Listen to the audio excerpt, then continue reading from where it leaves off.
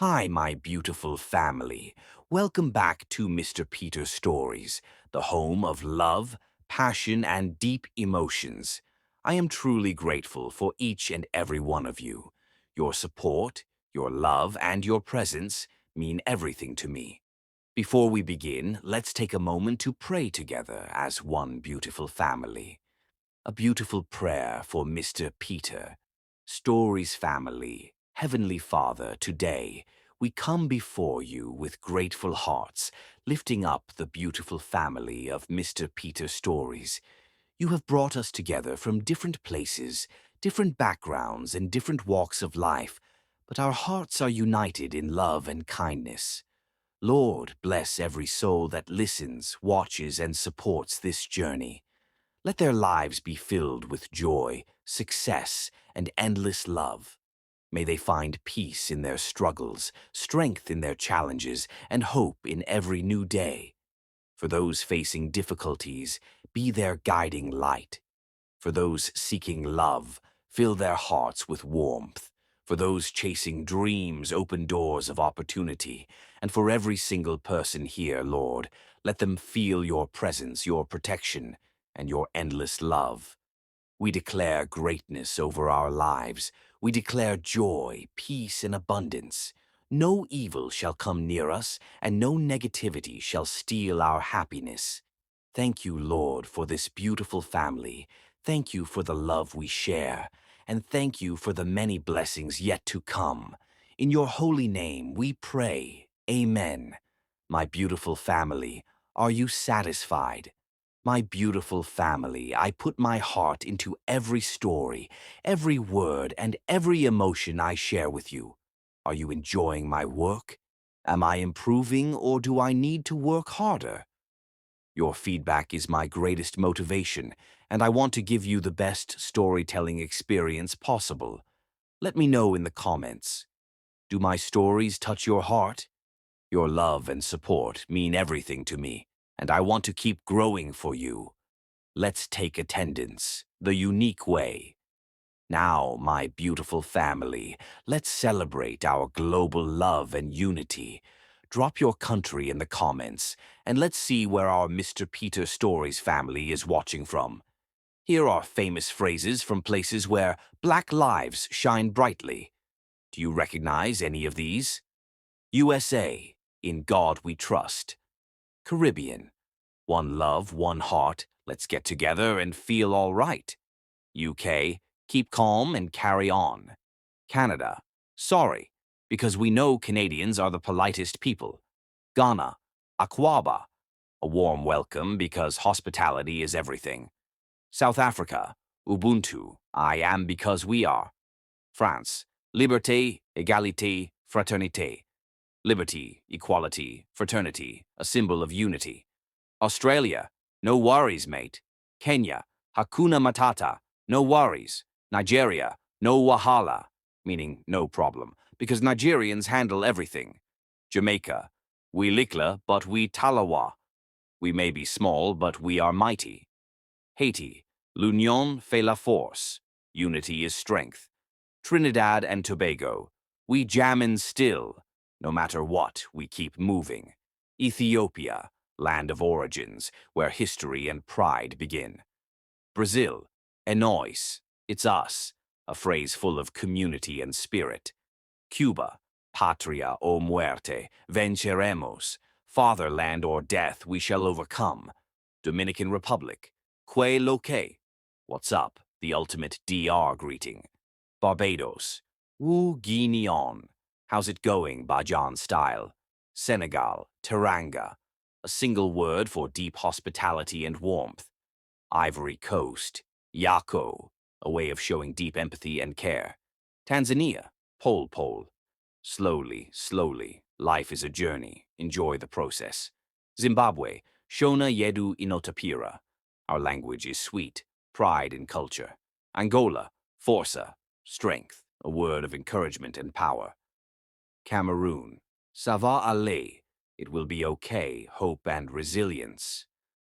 My beautiful family, where are you watching from today? Represent in the comments and let's fill this space with love, culture, and unity. Thank you for being part of this journey. Now, let's begin today's story with passion and excitement. Lottie Grace stared at her phone, reading the message for the fifth time, hoping the words would somehow rearrange themselves into something less devastating. We can't send you money anymore. You're on your own now. Her mother's text was brief, clinical, devoid of the warmth that had always characterized their relationship. No explanation, no apology, just a severing of financial ties that left Lottie suspended in midair, 3 weeks before her semester fees were due. She sat on the edge of her bed in the small studio apartment she could no longer afford, her fingers trembling as she attempted to call home, straight to voicemail. Again and again. After the 12th attempt, she hurled her phone against the wall, watching as it clattered to the floor, screen intact, too sturdy to grant her even the satisfaction of destruction. Lottie had never considered herself privileged. Yes, she came from a well-established family with a successful import business, but she'd worked hard for her scholarship to one of the country's most prestigious universities. Her parents covered her living expenses and the remainder of her tuition, but she'd earned her place through merit, not money. Now, in her final year of pre-law, everything was falling apart. 3 increasingly desperate days later, her roommate Jasmine found her surrounded by rejection emails from emergency loan applications. "There's another option," Jasmine said quietly, perching on the arm of Lottie's second-hand sofa. "I didn't want to mention it, but—" She hesitated. "At this point, I'll consider anything that doesn't involve selling organs," Lottie replied, attempting humor that fell flat even to her own ears. Jasmine's eyes didn't meet hers. "There's this man, Mitchell Santner. The tech billionaire? What about him? He helps girls like us, girls who need money fast." The implication hung in the air between them. Lottie felt her stomach twist into a knot. "You can't be serious." Lottie stood up, pacing the small living area. "You're suggesting I sleep with some rich guy for money?" Jasmine shrugged. "One night with him and your worries will be over. He pays well and he's discreet. My cousin did it last year when her dad got sick. I'm not a prostitute, Jazz. It's not like that. It's an arrangement. Look, I'm not saying it's ideal, but what other options do you have? You've tried everything else." Lottie wanted to argue, to claim moral high ground, but the truth hammered at her temples. Semester fees due in 2 weeks, rent overdue, $3 in her checking account, and 27 in savings. No job would pay enough fast enough. "I'll think about it," she finally said, the words tasting like ash on her tongue. She didn't sleep that night, alternating between disgust at the idea and cold calculations of necessity. By morning, resignation had settled in her chest like a stone. "How would I even contact him?" she asked Jasmine over their shared breakfast of instant coffee. 3 days later, Lottie stood outside the presidential suite of the Grand Metropolitan Hotel, smoothing down the only cocktail dress she owned, a simple black number she'd worn to her cousin's wedding. Her hair was pulled back in a sleek bun, her makeup minimal but precise. She'd spent 30 minutes in the hotel lobby bathroom giving herself a pep talk, reminding herself that this was a business transaction. Nothing more. One night. One solution. She would survive this with her dignity intact. She knocked. The door opened to reveal a man who looked nothing like the smiling figure featured in tech magazines. Mitchell Santner in person was taller, colder, his jawline sharp enough to cut glass. His dark hair was styled with military precision, his gray suit impeccably tailored to his athletic frame. But it was his eyes that struck her, pale blue and utterly devoid of warmth, like a predator assessing prey. "Lottie Grace," he said, her name sounding foreign on his tongue. Not a question, but a declaration. "Mr. Santner," she replied, grateful that her voice remained steady. He stepped aside, gesturing for her to enter with a practiced sweep of his arm. The suite was larger than her entire apartment, decorated in shades of cream and gold that screamed old money despite the owner's nouveau riche status. "Drink?" he asked, already pouring amber liquid into crystal tumblers without awaiting her response. "No, thank you." He paused, the decanter suspended mid-pour, before continuing to fill the second glass anyway. "You'll want it," he said simply. Lottie remained standing, though every instinct urged her to flee. Mitchell handed her the unwanted drink before settling into a leather armchair, legs spread in casual dominance, watching her over the rim of his glass. "Your friend Jasmine says you're in financial trouble." The directness caught her off guard. "I prefer to call it a temporary setback." A mirthless smile tugged at his lips. "Pride. Interesting." He sipped his whiskey. "Let's not waste time. You need money for your education. I have money. I require certain companionship in exchange. Is that arrangement acceptable to you?" The clinical way he framed it, like a business proposal, somehow made it worse. Lottie's fingers tightened around the untouched glass. "Why someone like me?" she asked suddenly. "Surely there are professional escorts who would—" "I don't want professionals." His interruption was sharp. "I want women who aren't accustomed to this arrangement, women with something to lose." His eyes scraped over her body with insulting deliberation. "Women who will remember their night with Mitchell Santner." Nausea rose in her throat. She set the glass down on a nearby table with a controlled movement before it could slip from her trembling fingers.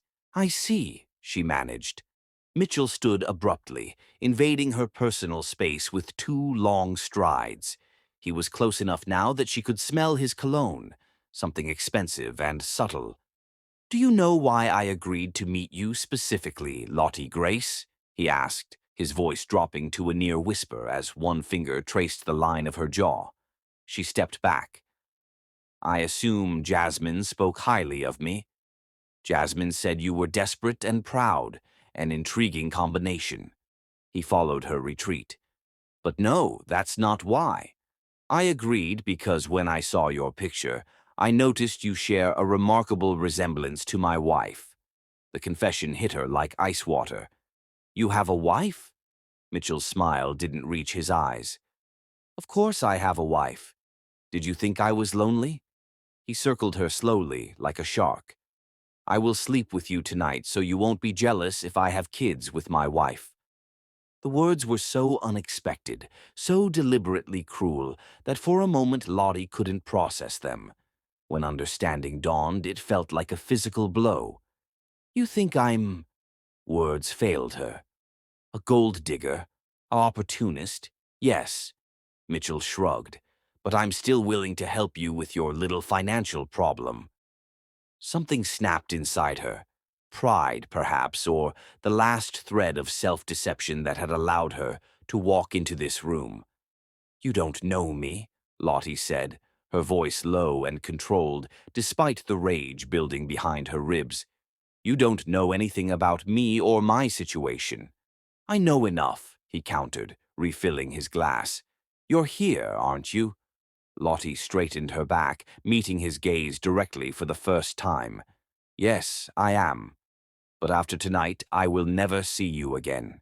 If I weren't in this situation, I wouldn't be here. I am not one of those women who sell their pride for money. You will regret your words."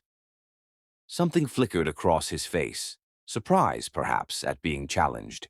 It vanished quickly, replaced by cool amusement. "We'll see," he murmured, setting down his glass and approaching her again. This time, when his fingers touched her face, they trailed down to the zipper of her dress. "Shall we begin?" Lottie closed her eyes, steeling herself against the revulsion crawling across her skin. One night. Just one night, and she would never have to see Mitchell Santner again. She nodded once, a sharp, decisive movement. Hours later, as moonlight cut across the darkened hotel room, Lottie lay awake beside the sleeping billionaire. Their encounter had been physically satisfying, but emotionally hollow. Mitchell was skilled but detached, treating her body like an expensive toy he'd soon discard. She slipped silently from the bed, gathering her scattered clothing with methodical care. In the bathroom, she avoided her reflection as she dressed, unable to face the woman who had made this choice. When she emerged, Mitchell was awake, watching her from the bed. "There's an envelope on the desk," he said, voice husky with sleep. "It should cover whatever financial troubles you're facing." Lottie approached the desk, eyeing the thick envelope without touching it. Inside, she knew, would be enough money to pay her tuition, her rent, maybe even enough to survive until graduation. All she had to do was take it. "Keep it," she said quietly. Mitchell sat up, sheets pooling around his waist. "Excuse me?" "I said keep it." Lottie turned to face him, chin lifted. "I've changed my mind." Confusion creased his forehead. "About the money, or about our arrangement?" "Both." She smoothed her dress, tugging on her coat. "I'd rather drop out than take your money after the things you said to me." Mitchell's laugh was sharp with disbelief. "Don't be ridiculous, you need this money." "Yes, I do," Lottie acknowledged, hand on the doorknob. "But I need my self-respect more. Goodbye, Mr. Santner." As the door closed behind her, Lottie expected to feel regret, panic, or doubt. Instead, a strange calm settled over her. She had come to this hotel room ready to sacrifice her dignity for financial security. Instead, she was leaving with something far more valuable intact, her sense of self-worth. She would find another way. She had to. Chapter 2. Pride in Ruins. Mitchell Santner's morning ritual never varied. Wake at 5 a.m., exercise for precisely 45 minutes, shower for 7 minutes, dress in one of 30 identical custom suits, and consume a protein-rich breakfast while reviewing global markets. Control and consistency were the twin pillars of his success, a success that had transformed him from a middle-class nobody into one of the 30 wealthiest men in America. But this morning, as San Francisco fog pressed against the windows of his penthouse, he found himself standing motionless before his closet, mind replaying the events of the previous night. She had refused his money. In 15 years of similar arrangements, no woman had ever walked away from Mitchell Santner's money. They negotiated for more, certainly. They sometimes feigned reluctance, but they always took it in the end. Except Lottie Grace. Her refusal nagged at him like a loose thread in an otherwise immaculate garment. "Mr. Santner," his personal assistant's voice crackled through the intercom. "Your 7:30 call with Tokyo is in 5 minutes." Mitchell cleared his throat. "I'll take it in my office." He forced Lottie from his thoughts, locking her away in the compartmentalized section of his mind reserved for completed transactions. His day proceeded with mathematical precision, calls, meetings, decisions involving hundreds of millions of dollars, until his phone buzzed with an unusual name on the caller ID, Victoria. His wife. Mitchell frowned. Victoria never called during business hours, another element of their carefully structured arrangement. He'd married her for her social connections and impeccable bloodline. She'd married him for his money and the freedom it provided to pursue her artistic interests in Paris, far from San Francisco and her husband. They met quarterly for public appearances and annually for legal purposes. It was a marriage of mutual convenience. "Victoria," he answered, voice neutral. "This is unexpected." "Not as unexpected as the photos I just received," she replied, her cultured voice tight with controlled fury. "Check your email." Mitchell opened his laptop, clicking on the email notification that had just appeared. The attached images loaded slowly, then abruptly filled his screen. Mitchell entering the Grand Metropolitan Hotel. Mitchell with his hand on the small of a woman's back, Lottie's back. Mitchell kissing the same woman in the hotel elevator. "Who is she?" Victoria asked, the question sharp as a blade. "No one important," Mitchell replied automatically. "A momentary diversion." A momentary diversion. Victoria's laugh was brittle. Like the redhead in Chicago last month, or the twins in Miami over Christmas. Did you think I wouldn't find out? Mitchell's spine stiffened. Our arrangement has always included discretion and freedom, Victoria. Discretion, yes. But these photos came from TMZ, Mitchell. There's nothing discreet about having your infidelities splashed across gossip sites. Her voice dropped to a venomous whisper. You've humiliated me for the last time. Victoria, my attorney will contact yours this afternoon. Enjoy the media circus, darling. The line went dead. Mitchell stared at his phone, a cold weight settling in his stomach. He'd been careful, always careful, to keep his extracurricular activities hidden from both the public and his wife. Someone had been watching him. Someone had sold those photos. His office door opened without a knock, something that never happened, and his chief of staff entered, face grim. We have a situation, Martin said, tablet in hand. TMZ just published photos of you with an unidentified woman entering the Grand Metropolitan last night. Social media is already speculating about an affair. Handle it, Mitchell ordered, returning to his computer. There's more. Martin's voice held an unusual note of hesitation. The woman. Twitter users are claiming she's a student at Berkeley. They're painting it as a rich man paying for sex with a broke college student.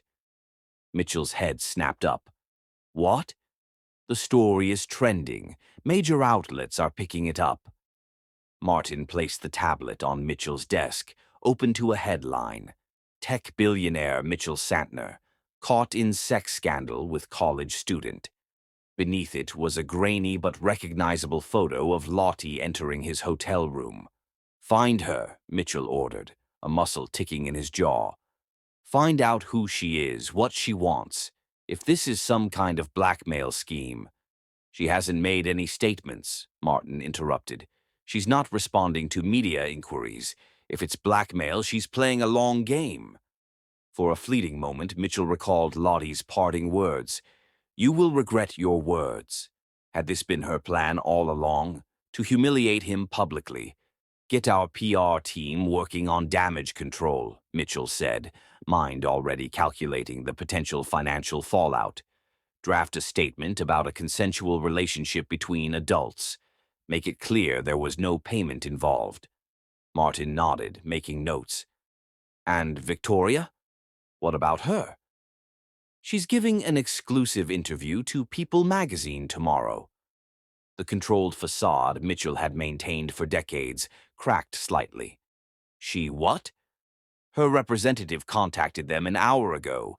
The angle is, wronged wife speaks out about serial cheater husband. Mitchell's hand curled into a fist on his desk. Get my attorney on the phone. Now. 3 weeks later, Mitchell sat alone in his home office, surveying the wreckage of his carefully constructed life through the bottom of a crystal tumbler. Scotch, his third of the evening, burned a path down his throat that did nothing to warm the cold hollowness in his chest. The divorce proceedings had started with Victoria's bombshell interview, in which she detailed not only his infidelity, but also his emotional absence, his controlling nature, his obsession with power. The public, primed by years of anti-tech sentiment, embraced the narrative of Mitchell Santner as a villain, the embodiment of everything wrong with wealth and privilege in America. Santner Tech stock had dropped 18% in the first week after the scandal broke. The board was discussing a forced sabbatical. 3 major clients had already withdrawn from pending contracts, citing ethical concerns. His phone buzzed with a text from Martin.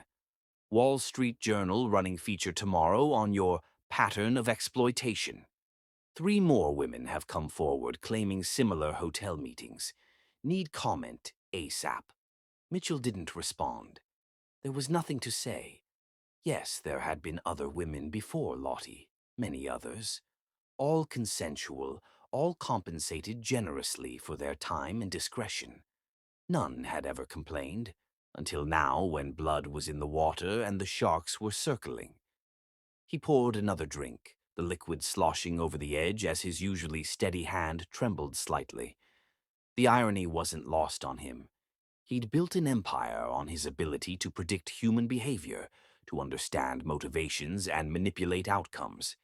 Yet he'd catastrophically misjudged the one woman who'd now catalyzed his downfall. Lottie Grace. His team had compiled a dossier on her the day after the photos leaked. 24 years old, partial scholarship to Berkeley Law. Parents owned an import business in Atlanta that had recently filed for bankruptcy, explaining her sudden financial crisis. No criminal record, no history of extortion or scams, just a young woman trying to stay in school after her family's financial collapse. A young woman he had insulted, used, and discarded. Mitchell drained his glass, the alcohol no longer providing even the illusion of comfort.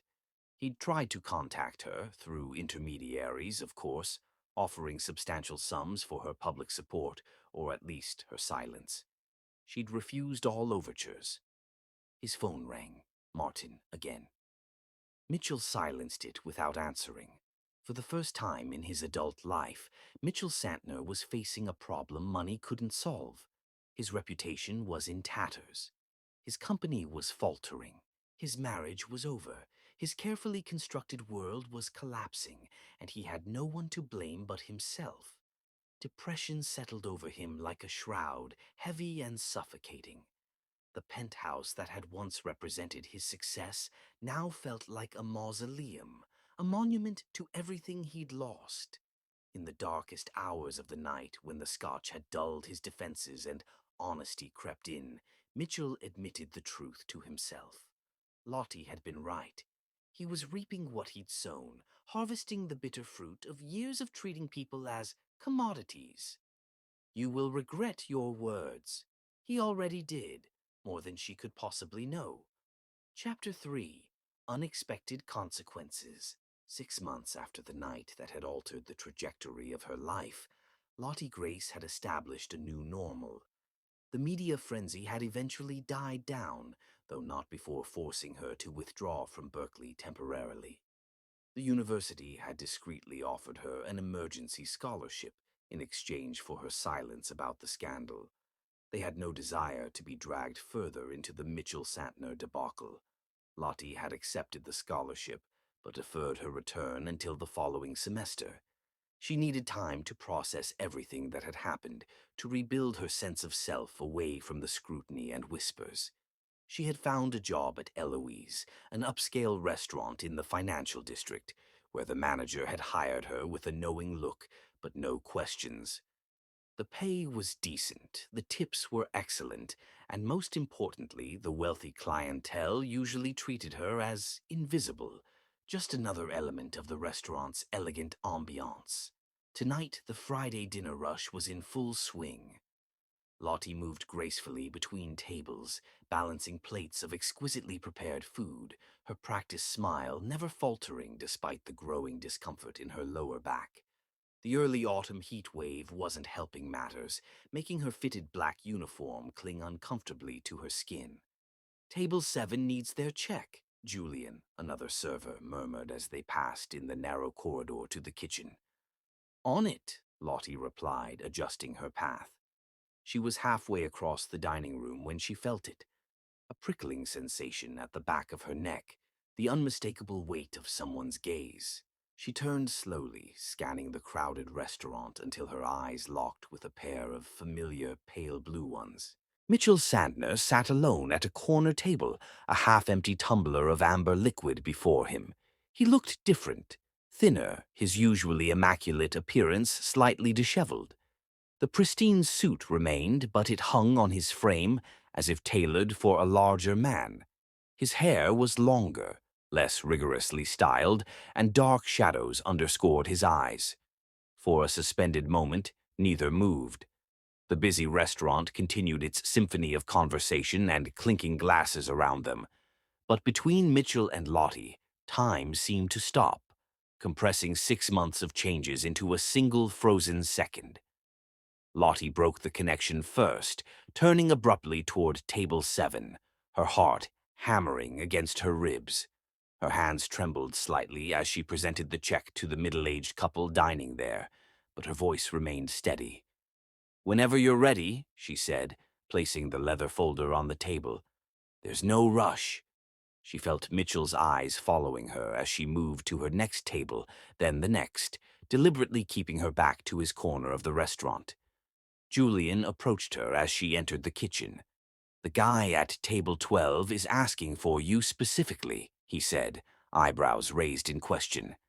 "Table 12. Mitchell's table. Tell him I'm not available," Lottie replied, busying herself with arranging desserts on a tray. Julian shrugged. "Your call, but he's tipping heavily." "I don't care." For the rest of her shift, Lottie executed an elaborate dance of avoidance, ensuring another server covered Mitchell's table while she focused on the opposite side of the restaurant. She told herself it was dignity, not fear, that kept her away from him. 3 hours later, as the dinner service wound down, Lottie entered the employee locker room, exhaustion weighing heavily on her shoulders. She changed from her work shoes to comfortable flats, massaging her swollen ankles with a wince. "You look like you could use this," said Alina, the bartender, appearing in the doorway with a glass of water and 2 ibuprofen tablets. "Lifesaver," Lottie murmured gratefully, accepting both. "Rough night?" "Just tired." Lottie swallowed the pills, avoiding Alina's knowing gaze. "That guy at 12 is still here," Elena said casually. 3 hours, 1 drink, watching the door to the back like a hawk. "Not my problem. He left this for you."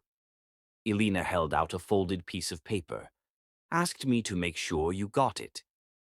Against her better judgment, Lottie accepted the note, unfolding it after Elena left. The handwriting was precise, almost architectural in its precision. 5 minutes of your time. Please. Mess. She crumpled the paper, tossing it into the trash. Whatever Mitchell Santner wanted from her, she had no interest in providing it. His scandal had upended her life enough already. Gathering her belongings, Lottie slipped her coat over her uniform dress, acutely aware that the material strained slightly around her midsection. Another problem for another day. She exited through the back door, a precaution she'd taken since the media frenzy had first erupted. The alley behind Eloise connected to a side street that led directly to the bus stop, a route that avoided the restaurant's main entrance and any lingering paparazzi who might still recognize her. Tonight, however, her escape route was blocked. Mitchell Santner stood in the narrow alley, hands thrust deep in his pockets, shoulders hunched against the cool night air. He straightened when he saw her, his expression a complex mixture of determination and uncertainty, an expression she'd never seen on his face before. "Stalking me now?" Lottie asked, stopping several yards away. "I needed to see you," he replied, his voice rougher than she remembered. "I have nothing to say to you." She moved to step around him, but Mitchell shifted, not blocking her path exactly, but making it clear he wasn't finished. "I didn't leak those photos," he said quickly. "I had nothing to do with the media coverage." Lottie laughed, the sound sharp and humorless. "Is that supposed to make me feel better? Your scandal cost me my privacy, my peace of mind, and nearly my education. I'm sorry." The words seemed to physically pain him. "What happened to you was collateral damage. I never intended—" "Collateral damage?" Lottie repeated incredulously. "Is that how you see people, as acceptable losses in your personal wars?" Mitchell flinched as if she'd struck him. "That came out wrong. Did it? Or is it just the first honest thing you've said to me?" A muscle ticked in his jaw. "I've had 6 months of brutal honesty, Lottie. My life has been dissected in public, my motivations analyzed by strangers, my character assassinated daily." "Poor billionaire," she mocked, anger flaring hot in her chest. "Did your actions finally have consequences?" "Yes," he said simply, the admission catching her off guard. Yes, they did. And I deserved most of them. The unexpected humility momentarily silenced her.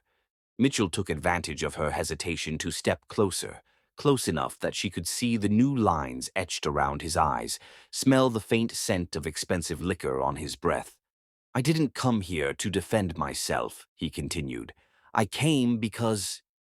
He trailed off, his gaze dropping from her face to sweep over her body in a way that was different from his previous appraisals, less predatory, more inquisitive. His eyes widened almost imperceptibly as they lingered on the subtle curve of her abdomen, partially concealed by her coat, but visible now that he was looking for it. "You're pregnant," he said, the words barely audible. Lottie instinctively wrapped her coat tighter around herself, a protective gesture. "That's none of your business." Mitchell's face drained of color. "Is it mine?" she finished firmly. "This baby is mine." "But biologically..." "Yes," she interrupted, unwilling to hear him voice the connection between them. "Biologically, you are the father. Practically, you are nothing." Mitchell stepped back as if she'd slapped him, genuine shock registering on his features. For a long moment he said nothing, processing this new information with visible difficulty. When he finally spoke, his voice had changed, softer, almost reverent. "A baby." "My baby," Lottie corrected. "Our baby," he countered, something fierce flashing in his eyes. "Number, you don't get to claim this child. You made your opinion of me quite clear that night, and I have no reason to believe you'd view this baby any differently. As an inconvenience, a complication to be managed with money."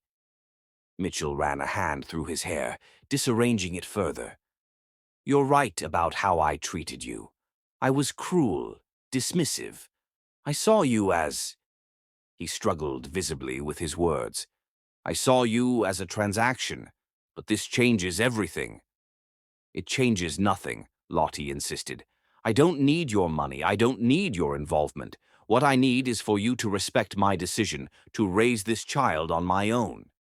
"You can't be serious," Mitchell said, a hint of his former arrogance resurfacing. "You're working as a waitress. Living where? On what? How will you finish your degree with a newborn?" "I'll manage," she replied, chin lifting in defiance. "I always do." "Let me help," he pressed, stepping closer again. "Let's go home. Quit this job. I will take care of everything." The words, so similar to what he might have said to any problem requiring his money to solve, ignited Lottie's temper.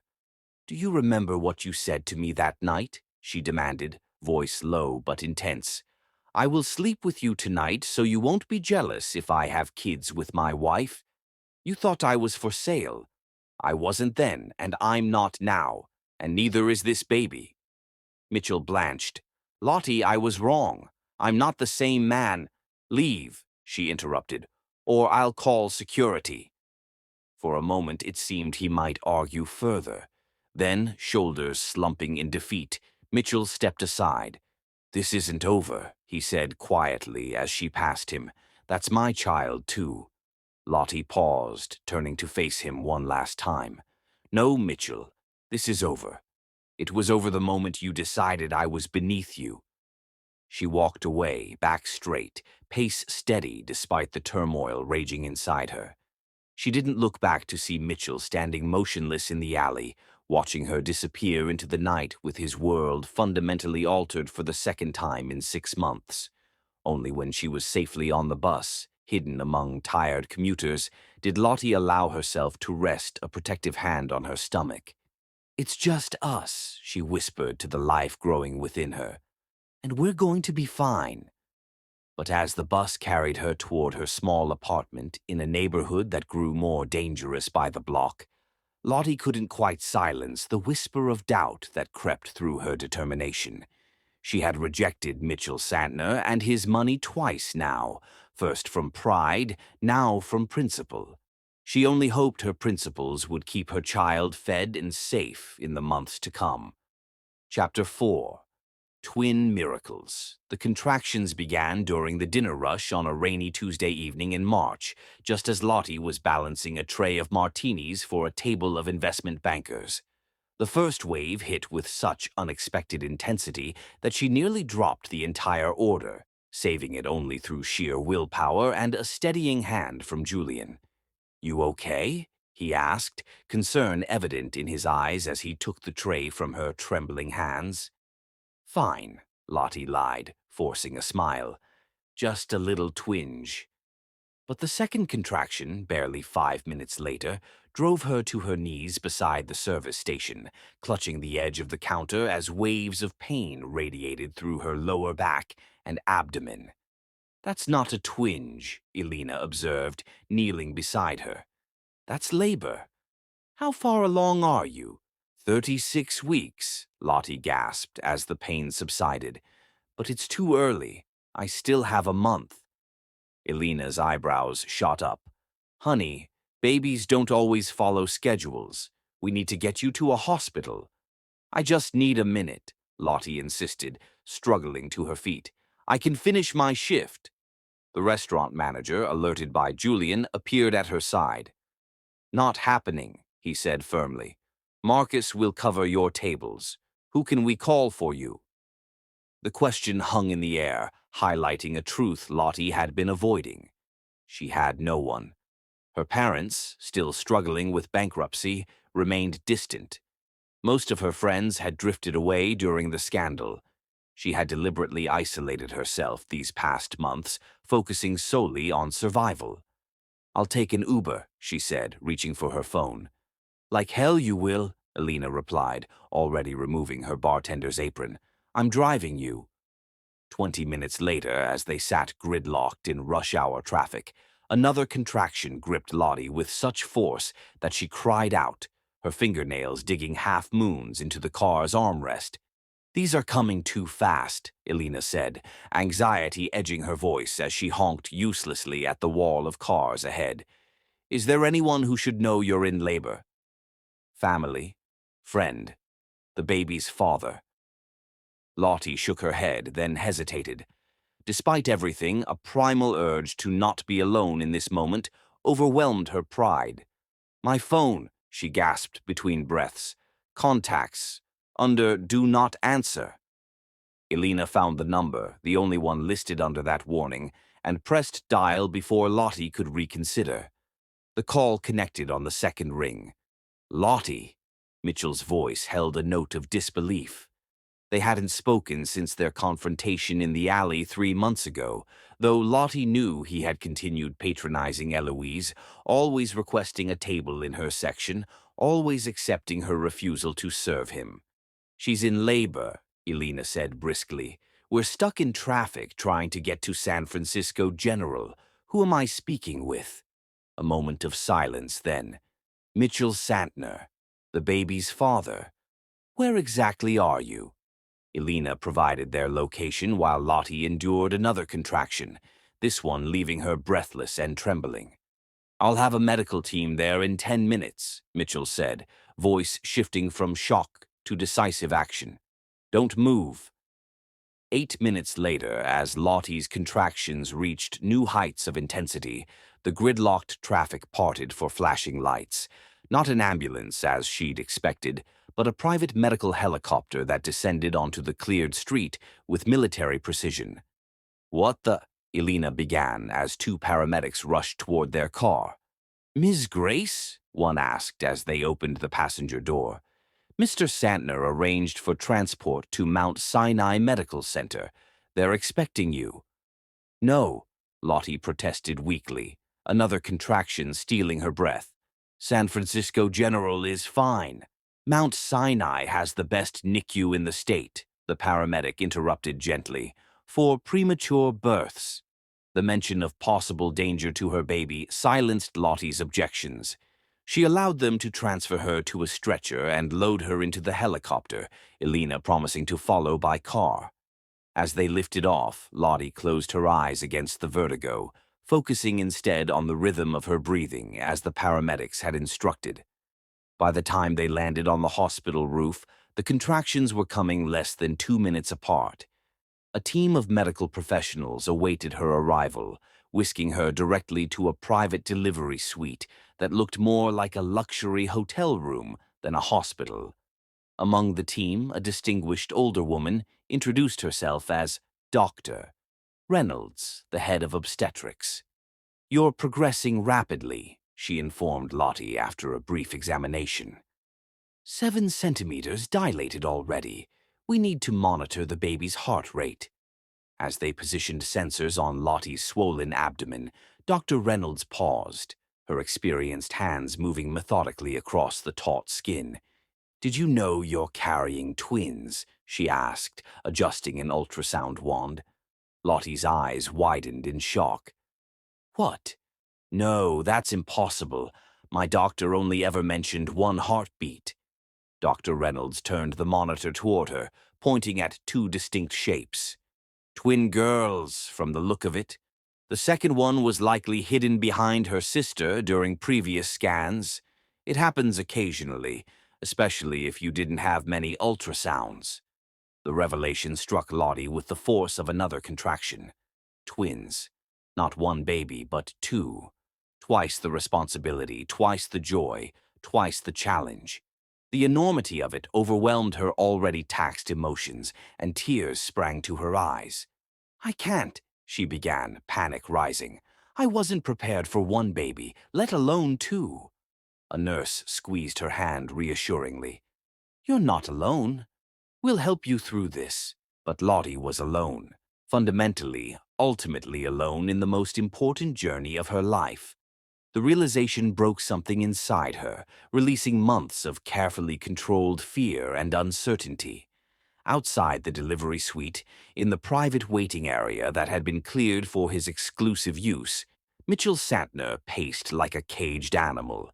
He had arrived at the hospital mere minutes after the helicopter, having chartered a private jet from Los Angeles where he'd been attempting to salvage a business deal. Now, dressed in a rumpled suit with no tie, he wore a path in the expensive carpet, stopping only to interrogate any medical staff who entered. "Mr. Santner," a nurse called from the doorway, "Ms. Grace is ready to deliver. We need to know if you'll be in the room." Mitchell froze. "Does she want me there?" The nurse's expression softened slightly. "She hasn't specified, but she's asking for someone, anyone, to hold her hand. She's frightened." Something twisted in Mitchell's chest, an unfamiliar ache that took him a moment to identify as genuine concern for someone other than himself. Not concern for his investment or his reputation or his legacy, but for Lottie herself. "Tell her I'm here," he said quietly. "The choice is hers." 2 minutes later, Mitchell found himself being hastily outfitted in sterile garments, his hands scrubbed to surgical cleanliness, as a nurse briefed him on what to expect. "Don't faint, don't get in the doctor's way, and whatever you do, don't tell her to just breathe or push harder," the nurse instructed. "Those phrases have caused more delivery room injuries to fathers than you'd believe." Before Mitchell could process the implications of being referred to as a father, he was ushered into the delivery suite. Lottie lay on the bed, hair plastered to her forehead with sweat, face contorted in pain as another contraction seized her. When her eyes met his, they widened in surprise, then narrowed in suspicion. "What is he doing here?" she demanded between gasps. "Moral support, doctor," Reynolds replied without looking up from her position. "You can throw him out after the birth if you want." Mitchell approached cautiously, stopping a respectful distance from the bed. "I can leave if you prefer," he offered, his usual confidence nowhere in evidence. Lottie opened her mouth to refuse him, but another contraction, the strongest yet, tore through her instead. Her hand shot out instinctively, grasping for something to anchor herself against the pain. Mitchell stepped forward, allowing her fingers to close around his with crushing force. "I'm here," he said simply. The next 45 minutes passed in a blur of controlled chaos. Lottie alternated between determined silence and raw, guttural sounds that Mitchell had never heard from a human before. She broke two of his fingers during one particularly intense contraction, but he didn't pull away, didn't even flinch. At 9:47 p.m., the first tiny wrinkled body emerged into the world with a surprisingly powerful cry. Mitchell caught a glimpse of dark hair and flailing limbs before the nurses whisked the infant away for immediate assessment. "She looks good, Doctor," Reynolds announced. "Ready for round 2, Lottie." Mitchell had barely processed the existence of his daughter, when Lottie's grip tightened again with renewed purpose. 17 minutes later, a second cry joined the first, as Twin B made her entrance, slightly smaller than her sister but equally vocal in her displeasure at being thrust into the bright, cold world.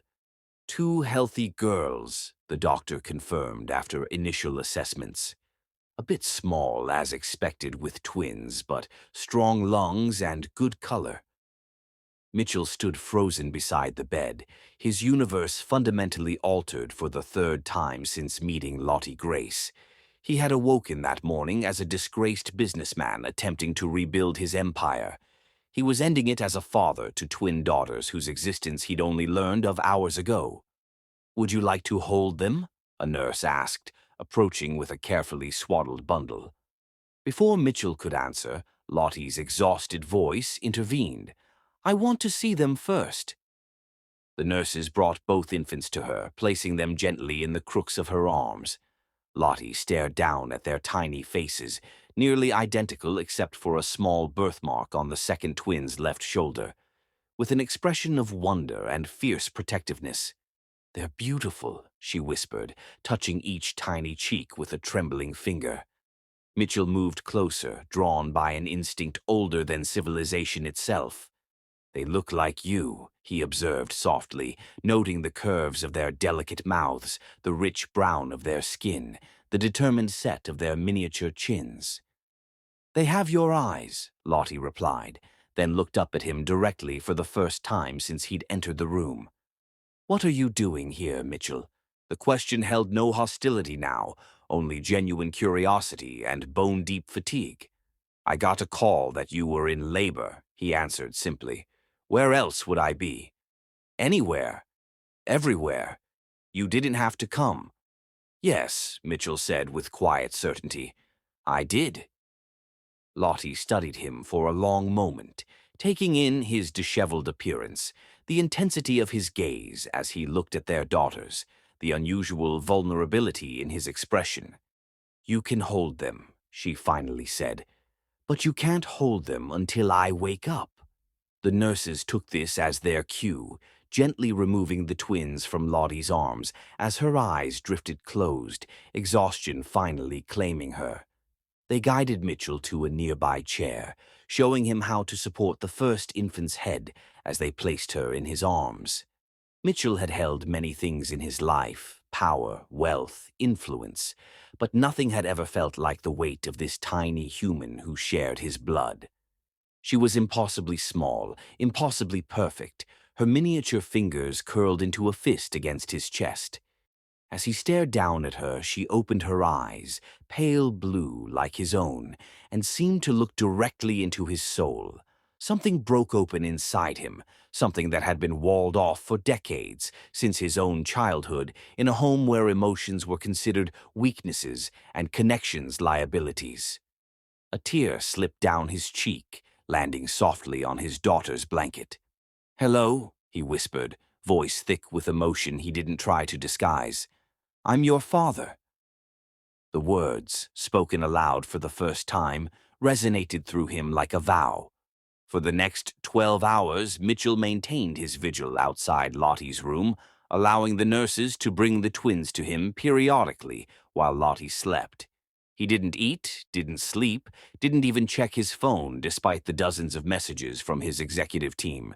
His world had contracted to this hospital floor, to the three people behind that door. When a nurse finally emerged to tell him Lottie was awake and asking for the babies, Mitchell rose stiffly, his body protesting the hours of immobility. Does she know I'm still here? He asked. The nurse nodded.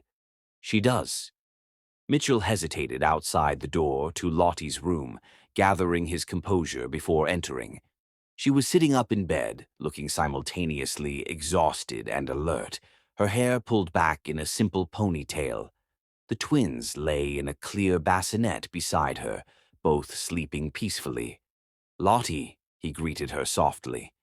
She regarded him with an unreadable expression. You stayed? Of course I stayed. For 12 hours? I would have stayed longer if necessary. Lottie's eyes narrowed slightly. Why? The question was simple but profound. Why had he stayed? Not for appearance's sake. No press knew he was here. Not for legal leverage. He had attorneys for that. Not even for the abstract concept of legacy that had driven so many of his life choices. Because they're my daughters, he finally answered, and because you needed someone. Lottie's expression softened fractionally. I would have managed. You shouldn't have to manage everything alone, Lottie, especially not this. She looked away, focusing on the sleeping infants. Have you held them?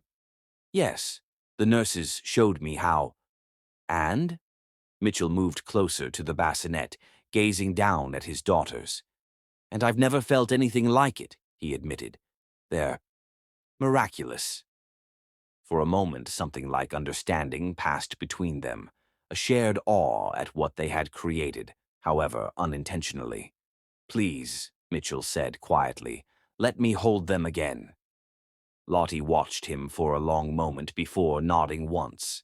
You can hold them, she said, her voice firm despite her exhaustion, but you will never be part of our lives. The permission coupled with exclusion struck Mitchell like a physical blow. He sank to his knees beside her bed, an unconscious gesture of supplication that would have been unthinkable to the man he'd been a year ago. Lottie, he whispered, his hand tentatively touching hers, I regret everything I said that night.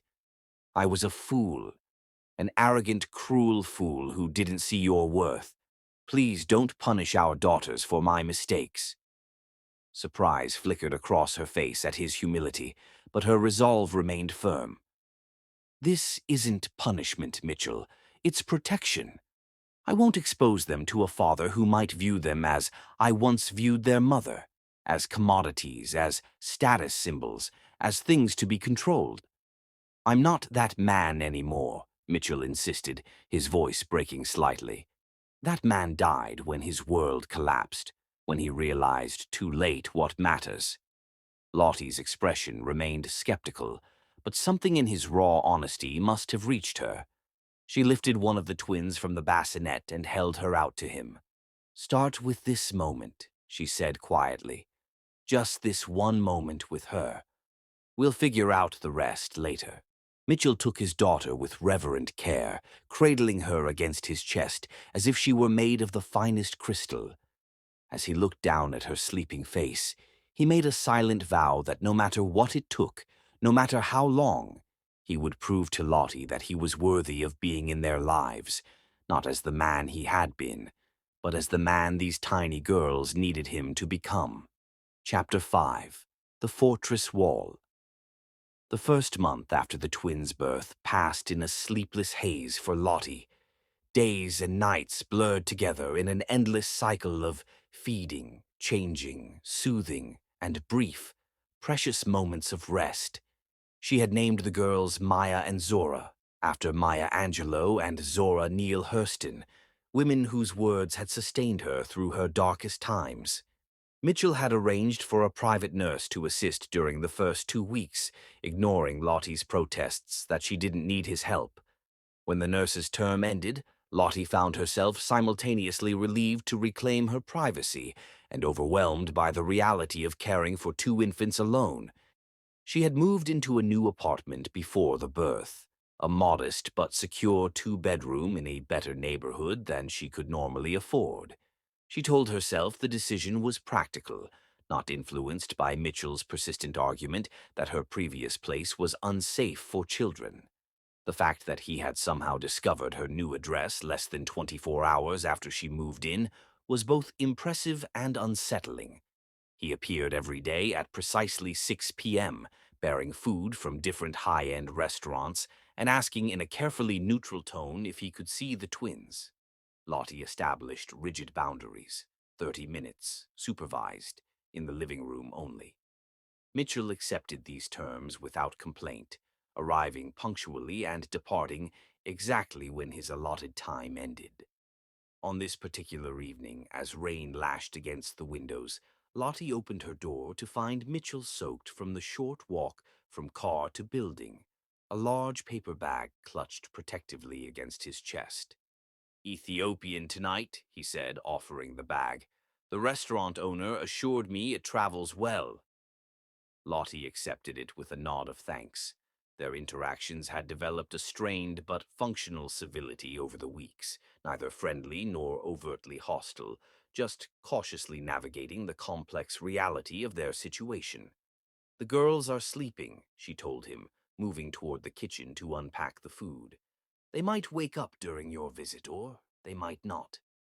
Disappointment flickered across Mitchell's face before he masked it with practiced ease. "I understand." He followed her to the kitchen, maintaining a respectful distance as she transferred fragrant stews and soft injera bread onto plates. Mitchell had quickly learned that Lottie preferred ethnic cuisines, a stark contrast to the bland, expensive fare he normally consumed at business dinners. "How are you feeling?" he asked, the question carefully casual. "Tired," Lottie answered honestly, "but managing. The night nurse offer still stands." "And my answer remains the same." She handed him a plate. "I don't need your money, Mitchell." He accepted the food without argument, though she could see the frustration he carefully contained. They ate in silence at her small dining table, the only sounds the rain against the windows and the occasional soft noise from the twins' monitor. Mitchell finished quickly. He always did, as if eating were merely a necessary biological function rather than something to enjoy. Setting his fork down, he asked, "Have you thought more about the trust fund?" Lottie sighed. "We've discussed this. I don't want your money." "It's not my money," Mitchell countered. "It would be theirs, for education, health care, opportunities I never had growing up." The reference to his childhood, something he rarely mentioned, caught Lottie's attention. "What opportunities didn't you have?" Mitchell hesitated, unaccustomed to personal disclosure. "Security," he finally said. "The knowledge that illness or accident or job loss wouldn't mean homelessness. My father lost everything when I was 14. His business, our home, his pride. He never recovered." Lottie studied him, seeing glimpses of the wounded boy beneath the powerful man. "Is that why you built your empire? For security?" "Initially," he admitted. "Later it became about proving something, to him, to everyone who'd written us off. Eventually it was just about power itself." His expression darkened. "A hollow pursuit, as it turns out." Before Lottie could respond, a sharp cry emanated from the baby monitor, quickly joined by a second. The twins' synchronized crying had become a predictable pattern. When one started, the other inevitably followed within seconds. "I should," Lottie began, rising from her chair. "Let me," Mitchell said, already standing. "Please, you can finish eating." After a moment's hesitation, Lottie nodded. She watched on the monitor as Mitchell entered the nursery, moving with surprising confidence for a man who'd never held an infant before the twins' birth. He lifted Maya first. He could now distinguish them instantly, something that had taken Lottie herself several days to master, murmuring softly as he checked her diaper. "Just hungry, aren't you?" he said, his voice gentler than Lottie had ever heard it. He placed Maya back in her crib momentarily to pick up Zora, performing the same assessment before returning to the living room with both infants cradled expertly in his arms. "Feeding time," he announced unnecessarily. Lottie took them, settling into the nursing chair Mitchell had delivered, despite her protests that she'd already purchased one. She had to admit his selection was superior, ergonomically designed with lumbar support that eased her still-healing body. Mitchell turned away discreetly as she prepared to nurse, his respect for her privacy another change from the man who had once regarded her body as a purchased commodity. Only when the twins were latched and nursing contentedly did he face her again, his expression softening as he observed the tableau. "They're thriving," he said quietly. "You're an excellent mother, Lottie." The unexpected compliment caught her off guard. "Thank you," she replied, surprised to find she valued his assessment. Mitchell checked his watch. "My time is almost up. I should go." The rigid adherence to her boundaries, which had initially reassured Lottie, now struck her as somewhat absurd given the intimacy of their current circumstances. "You can stay until they finish eating," she offered, "if you want." Relief washed over his features. "I'd like that." He settled into the chair opposite hers, content to simply observe his daughters. In these quiet moments, with the rain creating a gentle soundtrack and the twins nursing peacefully, Lottie could almost forget the circumstances that had brought them to this point, could almost see Mitchell as simply another new parent, navigating the profound transformation of bringing life into the world. Almost. "I meant what I said," Mitchell broke the comfortable silence, "about wanting to be part of their lives. Not just these supervised visits, but really involved. I want to know them, Lottie, and I want them to know me, not as the man I was, but as the father I'm trying to become." Lottie shifted the twins slightly, buying time as she considered her response. "I believe you want that," she finally said, "but wanting doesn't make it right. These girls deserve stability, consistency. Your life has been neither." "I'm changing that," he insisted. "I've stepped back from day-to-day operations at Santner Tech. I've sold the penthouse and bought a house, a real home, 10 minutes from here. I'm seeing a therapist twice weekly to address my—" he hesitated, "my issues with control and emotional disconnection." Surprise flickered across Lottie's face. Mitchell Santner, seeing a therapist? The idea would have been laughable 6 months ago. "That's commendable," she acknowledged, "but it doesn't erase our history." "No," Mitchell agreed softly. "Nothing can do that. I can only try to write a different future." As if sensing the weight of the conversation, Zora detached and began to fuss. Mitchell rose immediately, holding out his arms in silent question. Lottie nodded, allowing him to take the baby while she continued nursing Maya. With practiced ease, Mitchell positioned Zora against his shoulder, patting her back gently until she produced a surprisingly loud burp. The sound startled a laugh from Lottie. "She gets that from your side," she joked, the first genuine moment of levity they'd shared. Mitchell's smile transformed his face, softening the hard lines of ambition and strain into something younger, more authentic. Clearly, Grace women would never be so unrefined. For a fleeting moment, they were just two parents sharing the simple joy of their child's bodily functions, a universal experience that transcended their complicated history. The moment faded as Maya finished nursing. Lottie adjusted her clothing and took both twins, rising to return them to their cribs. Mitchell followed at a respectful distance, lingering in the nursery doorway. "Same time tomorrow?" he asked, the question both a confirmation and a request. Lottie nodded, laying the already drowsing infants in their cribs. "Same time?" As Mitchell turned to leave, a thought occurred to her. "Mitchell," she called softly, "thank you for the food. It was perfect." His smile was smaller this time, but somehow more genuine. "I pay attention," he said simply, and then he was gone, the apartment door closing with a gentle click behind him. Lottie stood in the sudden silence, processing the subtle shift in their dynamic. The fortress walls she had built around herself and the twins remained intact. But perhaps, just perhaps, she had opened a small window to allow in fresh air. For 27 consecutive days, Mitchell appeared at exactly 6 p.m., never a minute early or late. On the 28th day at 6:15, Lottie found herself checking her phone with a frown. By 6:30, concern had replaced irritation. Mitchell's punctuality was pathologically consistent. Something was wrong. At 6:47, her phone rang, an unfamiliar number. "Ms. Grace?" a professional female voice asked. "This is Mercy Hospital. You're listed as Mitchell Santner's emergency contact." Lottie's heart stuttered. What happened? "Mr. Santner was involved in a minor car accident. He's stable but sedated for pain. He was quite adamant that we inform you he won't make it for—" The woman hesitated. "For his appointment tonight." Relief flooded through Lottie. Is he seriously injured? Broken ribs, mild concussion. We're keeping him overnight for observation.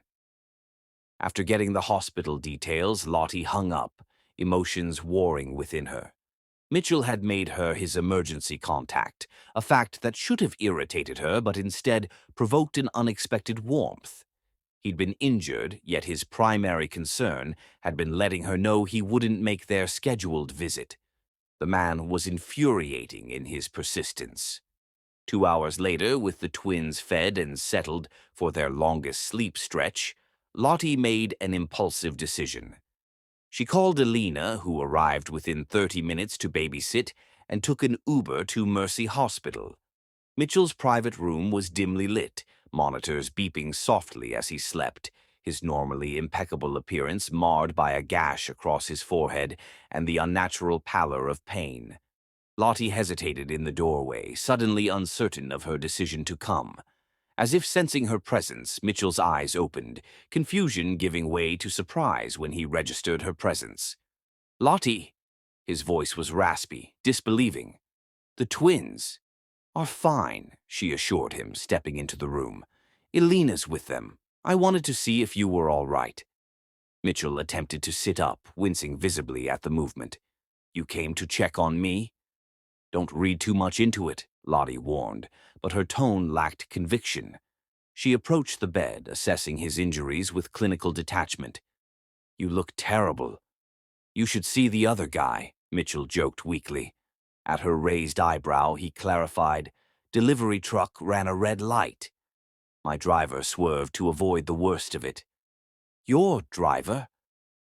"I don't drive myself anymore," Mitchell admitted.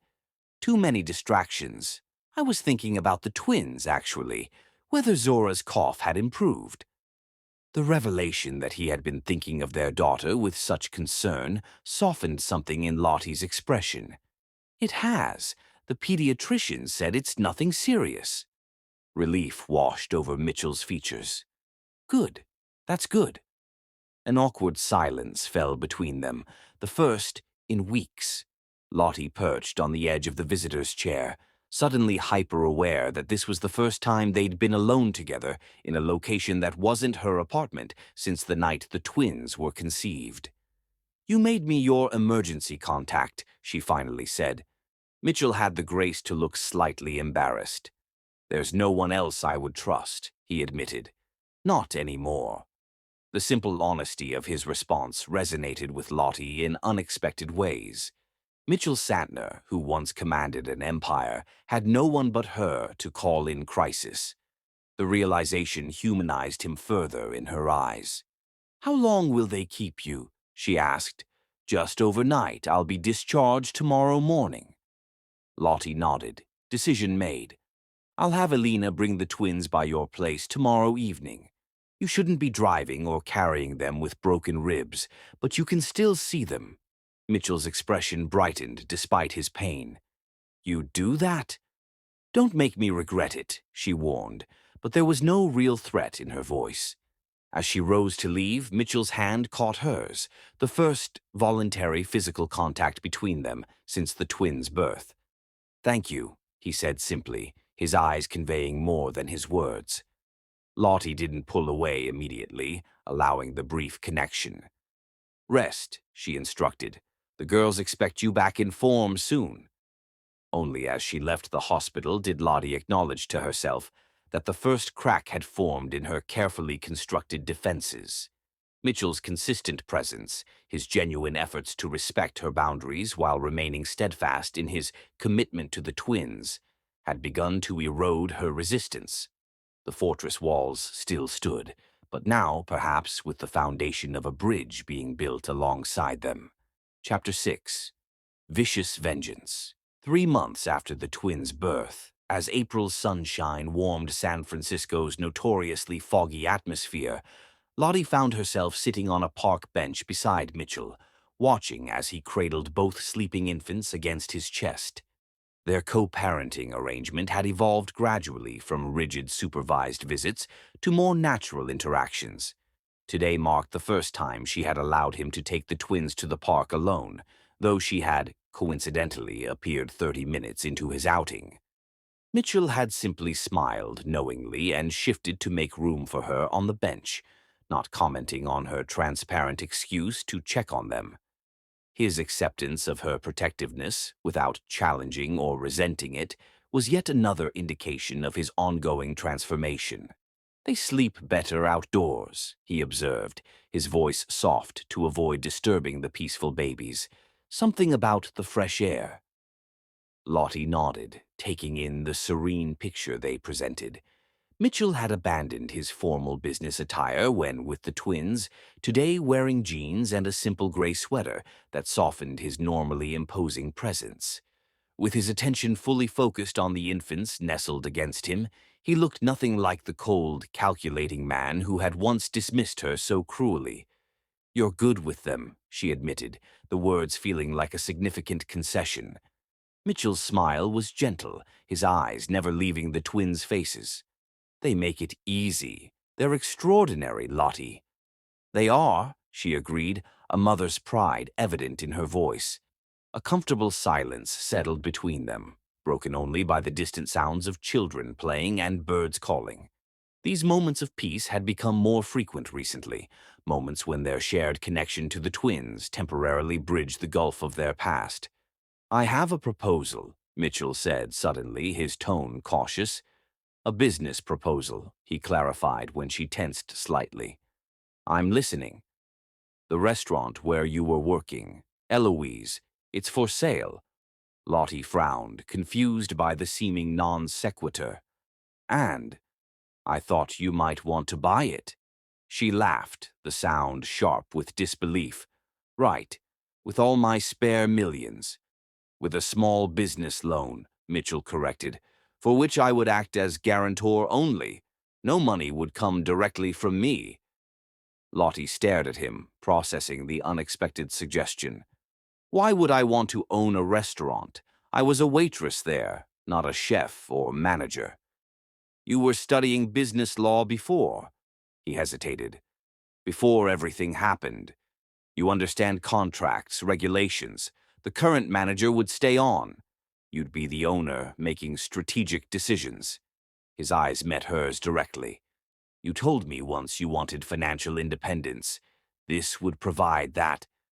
The thoughtfulness of the proposal caught Lottie off guard. Mitchell had clearly considered her desire for autonomy, offering an opportunity that would allow her to build something of her own without direct dependence on him. "I'll think about it," she said, finally, unable to find a reason to reject the idea outright. Mitchell nodded, accepting her response without pushing further, another change from the man who once would have demanded immediate agreement to his plans. The moment was shattered by the intrusive sound of a camera shutter. Both turned to see a man with a professional-grade lens quickly retreating across the park. "Paparazzi," Mitchell explained, his expression darkening. "They've mostly lost interest, but occasionally they still try for family photos." Lottie instinctively moved to shield the twins, though they remained peacefully asleep. "Will it ever stop?" "The public interest." "Eventually," Mitchell assured her. "The news cycle moves on. Some tech billionaire will have a more scandalous breakdown, and will be yesterday's story." His attempt at levity fell flat as worry creased Lottie's brow.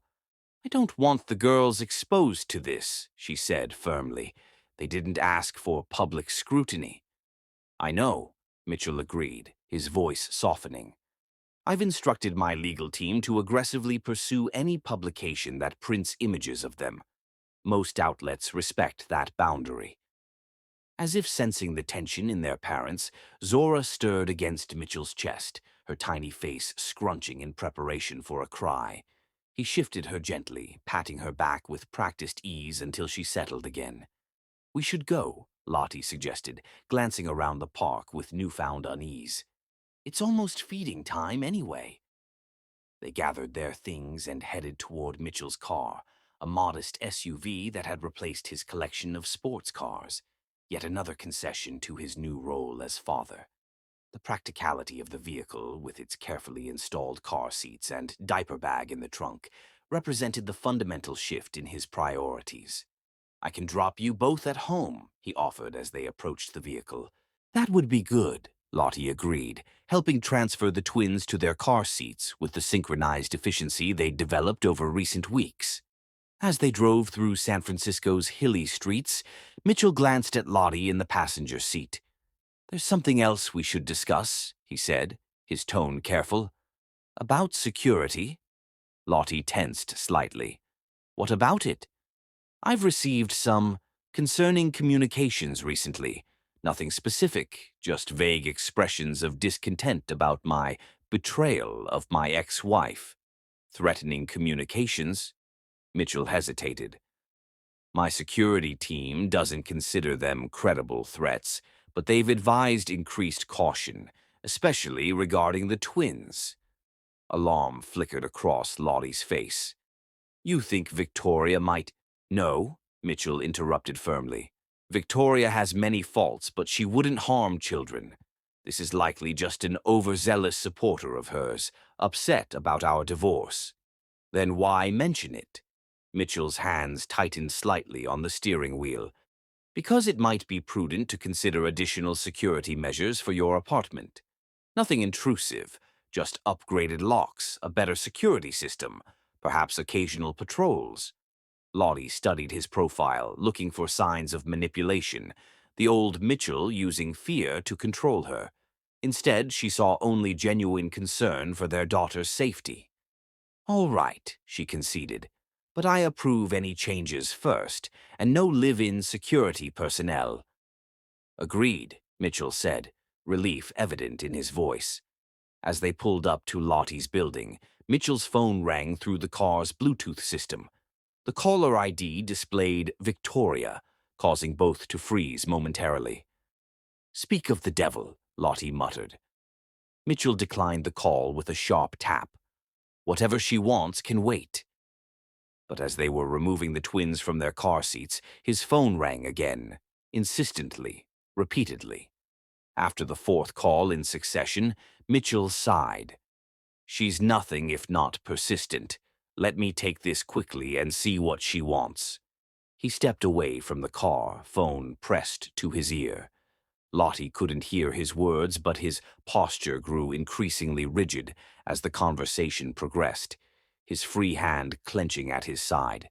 When he returned, his expression was carefully controlled, but tension radiated from him. What is it? Lottie asked, Maya secured against her chest in the baby carrier. Victoria has been approached by a documentary filmmaker, Mitchell explained, his voice tight. They're doing a piece on wealthy men and their secret families. She's considering participating. Lottie inhaled sharply. She wouldn't. She would, Mitchell countered grimly, unless her demands are met. What demands? Renegotiation of our divorce settlement. Again. His jaw tightened. She's using the twins as leverage. Fury flashed in Lottie's eyes. She has no right to involve our daughters. No, she doesn't, Mitchell agreed, his tone hardening with resolve. And I won't allow it. What are you going to do? Mitchell carefully settled Zora into her carrier, securing it to his chest before meeting Lottie's gaze. Whatever is necessary to protect our family. The determination in his voice, the instinctive inclusion of Lottie in his definition of family, the protective steel in his expression, All spoke to how profoundly Mitchell had changed from the man who had once viewed relationships as transactional conveniences. "We'll handle it together," Lottie found herself saying, surprising both of them with the solidarity implied in her words. Mitchell's eyes softened momentarily. "Together," he echoed, the word carrying weight beyond its simple meaning. As they entered Lottie's building, the doorman greeted them with a familiarity that reflected Mitchell's regular presence. Inside the elevator, standing side by side with their daughters secured against their chests, they presented a united front. Co-parents aligned against external threats, their complicated past temporarily set aside in service of a shared purpose. "She won't stop with this," Mitchell said quietly as the elevator ascended. "Victoria has always been calculated in her attacks. This is just the opening move." "Then we'll be ready," Lottie replied with the same strength that had first captured Mitchell's attention. "The twins deserve better than to be pawns in her game." When the elevator doors opened on Lottie's floor, they found an elegantly wrapped package leaning against her apartment door. No card, no delivery notice, just an expensive-looking box tied with a silver ribbon. Mitchell immediately stepped in front of Lottie and the twins. "Don't touch it." He approached cautiously, examining the package without touching it. "Did you order something?" "No," Lottie replied, tension evident in her voice. Mitchell pulled out his phone, dialing quickly. "Martin, I need the security team at Lottie's apartment immediately. There's an unidentified package." He listened for a moment. "Yes, we'll wait downstairs. 10 minutes." He turned to Lottie, his expression grave. "We should go back down. Security will check the package." "You think it could be dangerous?" Fear crept into her voice as she instinctively tightened her hold on Maya. "I think we can't be too careful," Mitchell replied, already guiding her back toward the elevator. "Not when it comes to the twins." As they descended to the lobby, Lottie found herself leaning slightly into Mitchell's solid presence beside her. Despite their complicated history, despite all the reasons she had to doubt him, in this moment she was grateful for his protective instincts, his resources, his unwavering focus on their daughter's safety. The security team arrived with impressive speed, two discreet professionals who greeted Mitchell with respectful nods before heading up to examine the package.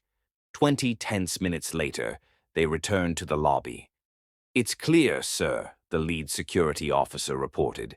"No explosives, no chemical agents. Contents appear to be baby clothes." Relief washed over both parents, followed quickly by renewed confusion. "Baby clothes," Lottie repeated. "From whom?"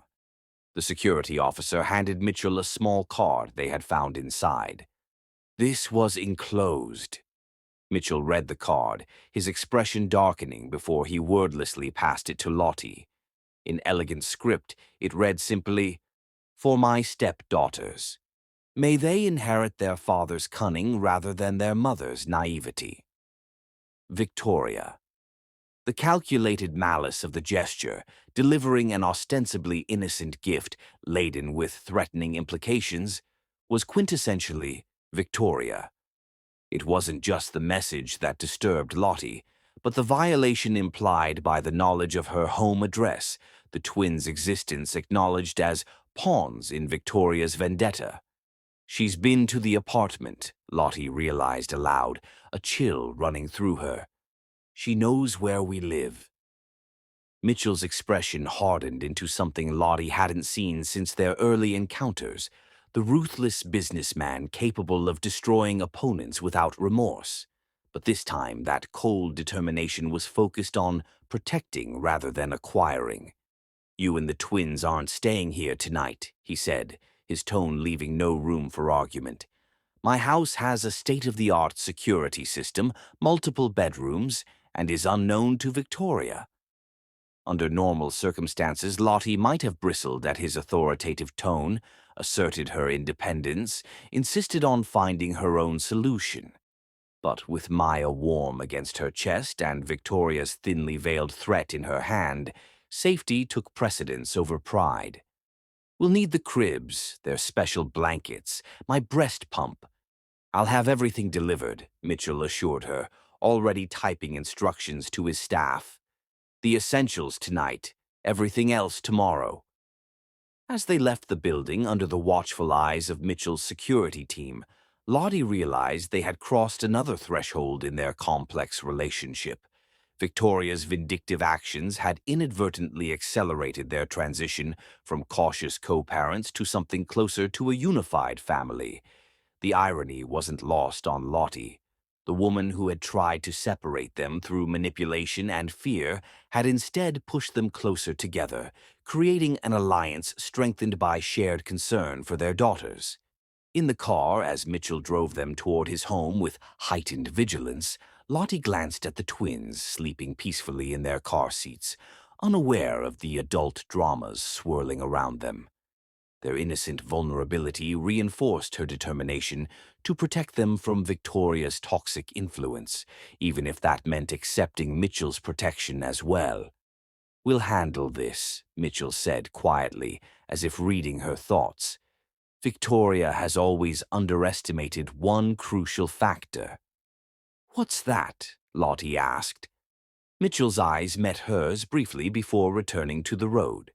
"She's never faced me when I'm protecting something I genuinely care about." His voice softened as he added, "Someone I care about."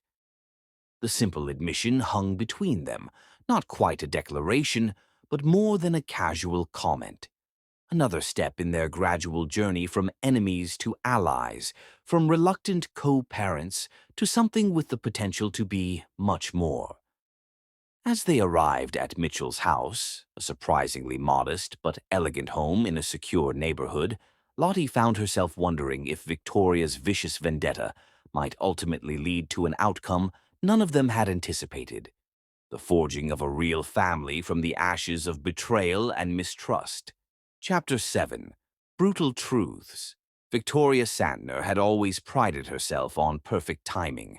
It was a skill she'd cultivated since childhood, knowing precisely when to make an entrance, when to reveal a secret, when to strike for maximum impact.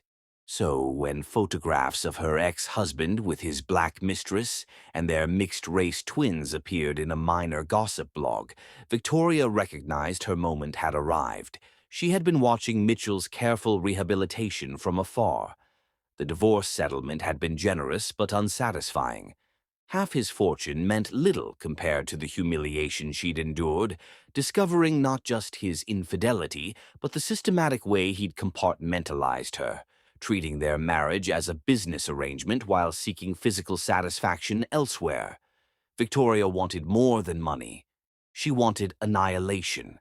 On a pristine June morning, she arrived at Lottie's apartment building in a chauffeur-driven Bentley, her blonde hair swept into an elegant chignon, her slender frame draped in a Chanel suit that cost more than most people's monthly rent. The doorman, impressed by her appearance and authoritative manner, directed her to Lottie's unit without question. Lottie answered the door with Maya on her hip, momentarily stunned by the unexpected visitor. She recognized Victoria immediately from media coverage of the divorce. Mitchell's elegant Nordic ex-wife was unmistakable. "Miss Grace," Victoria said, her cultured voice pleasant despite the glacial assessment in her blue eyes. "May I come in?" "I believe we have matters to discuss."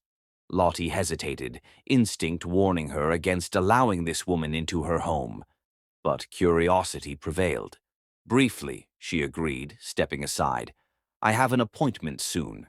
Victoria glided into the apartment, taking in the modest but tasteful furnishings with a slight arch of her perfectly shaped eyebrows. Her gaze lingered on Maya, who stared back with Mitchell's pale blue eyes, a genetic confirmation that seemed to harden something in the visitor's expression. "I won't waste time with pleasantries," Victoria said, declining to sit when Lottie gestured toward the sofa. "I've come to show you something I believe you should see." From her designer handbag, she withdrew a cream-colored envelope, offering it with manicured fingers. "I thought you should know what kind of man is around your daughters." Lottie shifted Maya to her other hip, reluctantly accepting the envelope. Inside were photographs, recent ones, of Mitchell with a visibly pregnant woman. They showed him with his hand on her stomach, leaning close to speak in her ear, helping her into an expensive car. The intimacy was unmistakable. "These were taken last week," Victoria said quietly.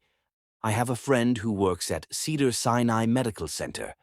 Mitchell has been attending LeMay's classes there with this woman for months." Blood rushed in Lottie's ears, a roaring that nearly drowned out Victoria's next words. "There are others, of course. Mitchell has always had a particular pattern. Women in financial distress, women he can rescue and control." Her perfect lips curved in a smile devoid of warmth. "You weren't the first, Ms. Grace, and clearly, you weren't the last." Lottie stared at the photos, something cold and heavy settling in her chest. The pregnant woman was beautiful, with coffee-colored skin and delicate features that bore a striking resemblance to Lottie's own. The similarity was undeniable and damning. "Why show me this?" Lottie asked, her voice steadier than she felt.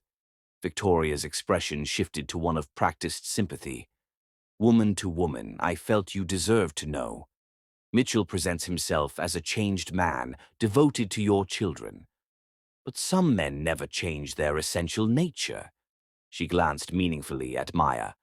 "I wouldn't want your daughters growing attached to a father who will inevitably disappoint them, as he disappoints all women eventually." With perfect timing, Zora began crying from the nursery. Victoria took the opportunity to move toward the door. "I'll let myself out. I'm sorry to be the bearer of such news, but I believe in women supporting women, even in difficult circumstances." After she left, Lottie placed the photographs on the kitchen counter and went to tend to Zora, moving through the motions of changing and comforting her daughter with mechanical precision while her mind raced. Mitchell was due for his daily visit in 3 hours. 3 hours for Lottie to process this revelation, to decide how to confront him. 3 hours to manage the bitter disappointment crushing her chest. She had been starting to trust him. Worse, she had been starting to believe in his transformation, to see genuine care in his interactions with the twins, to recognize real effort in his attempts to respect her boundaries while remaining present in their lives. All an illusion, apparently. Another calculated performance from a man who viewed relationships as transactions and women as interchangeable commodities. When Mitchell arrived exactly on schedule, he found the apartment door locked. His gentle knock went unanswered. After a moment of confusion, he tried calling Lottie's phone, only to discover he'd been blocked. "Lottie?" he called through the door, concern evident in his voice. "Are the girls all right?" After a tense silence, her voice came back cold and distant. "The girls are fine. Go away, Mitchell." "What's happened?" he asked, genuinely baffled. "Please let me in so we can talk." "There's nothing to discuss. I know everything." Mitchell leaned his forehead against the door, mind racing. "Know what?" "Lottie, I don't understand." The door abruptly opened, revealing Lottie with both twins in a double stroller, her expression a mask of controlled fury. "I'm taking the girls to the pediatrician. When we return, I expect you to be gone." Before he could respond, she thrust the envelope of photographs into his chest. "Your latest project sends her regards," she said, her voice tight with hurt, disguised as anger. "Or was it Victoria? Hard to keep track of all the women in your life, I imagine."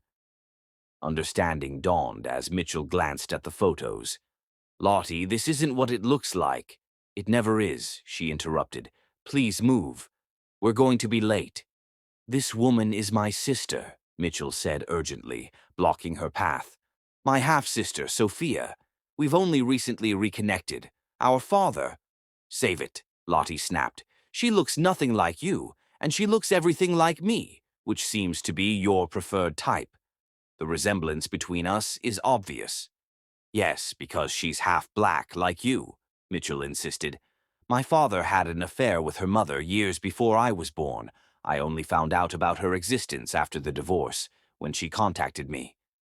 His eyes pleaded for understanding. "Sophia has no family, Lottie. Her mother died last year. She's alone and pregnant and scared. I've been helping her, that's all." The explanation was so unexpected, so specific in its details, that Lottie hesitated. "You expect me to believe you suddenly discovered a secret half-sister who happens to look like me and happens to be pregnant?" "I know how it sounds," Mitchell acknowledged, running a hand through his hair in frustration. "But it's the truth. Call her yourself." He pulled out his phone, scrolling quickly to a contact. "Ask her anything. She'll confirm everything." Doubt crept into Lottie's certainty, but Victoria's poisonous words still echoed in her mind. "Even if that's true, Victoria said there were others. Other women you've helped the same way you helped me." Mitchell's expression darkened. "Victoria visited you this morning, and you believed her after everything we've built these past months." The genuine hurt in his voice gave Lottie pause. "The photographs are deliberately misleading," Mitchell finished. "Victoria has been trying to renegotiate our divorce settlement. When I refused, she threatened to remind me what it feels like to lose everything." He gestured to the stroller. "You and the girls are everything to me now, Lottie. Victoria knows that." Lottie wanted to believe him.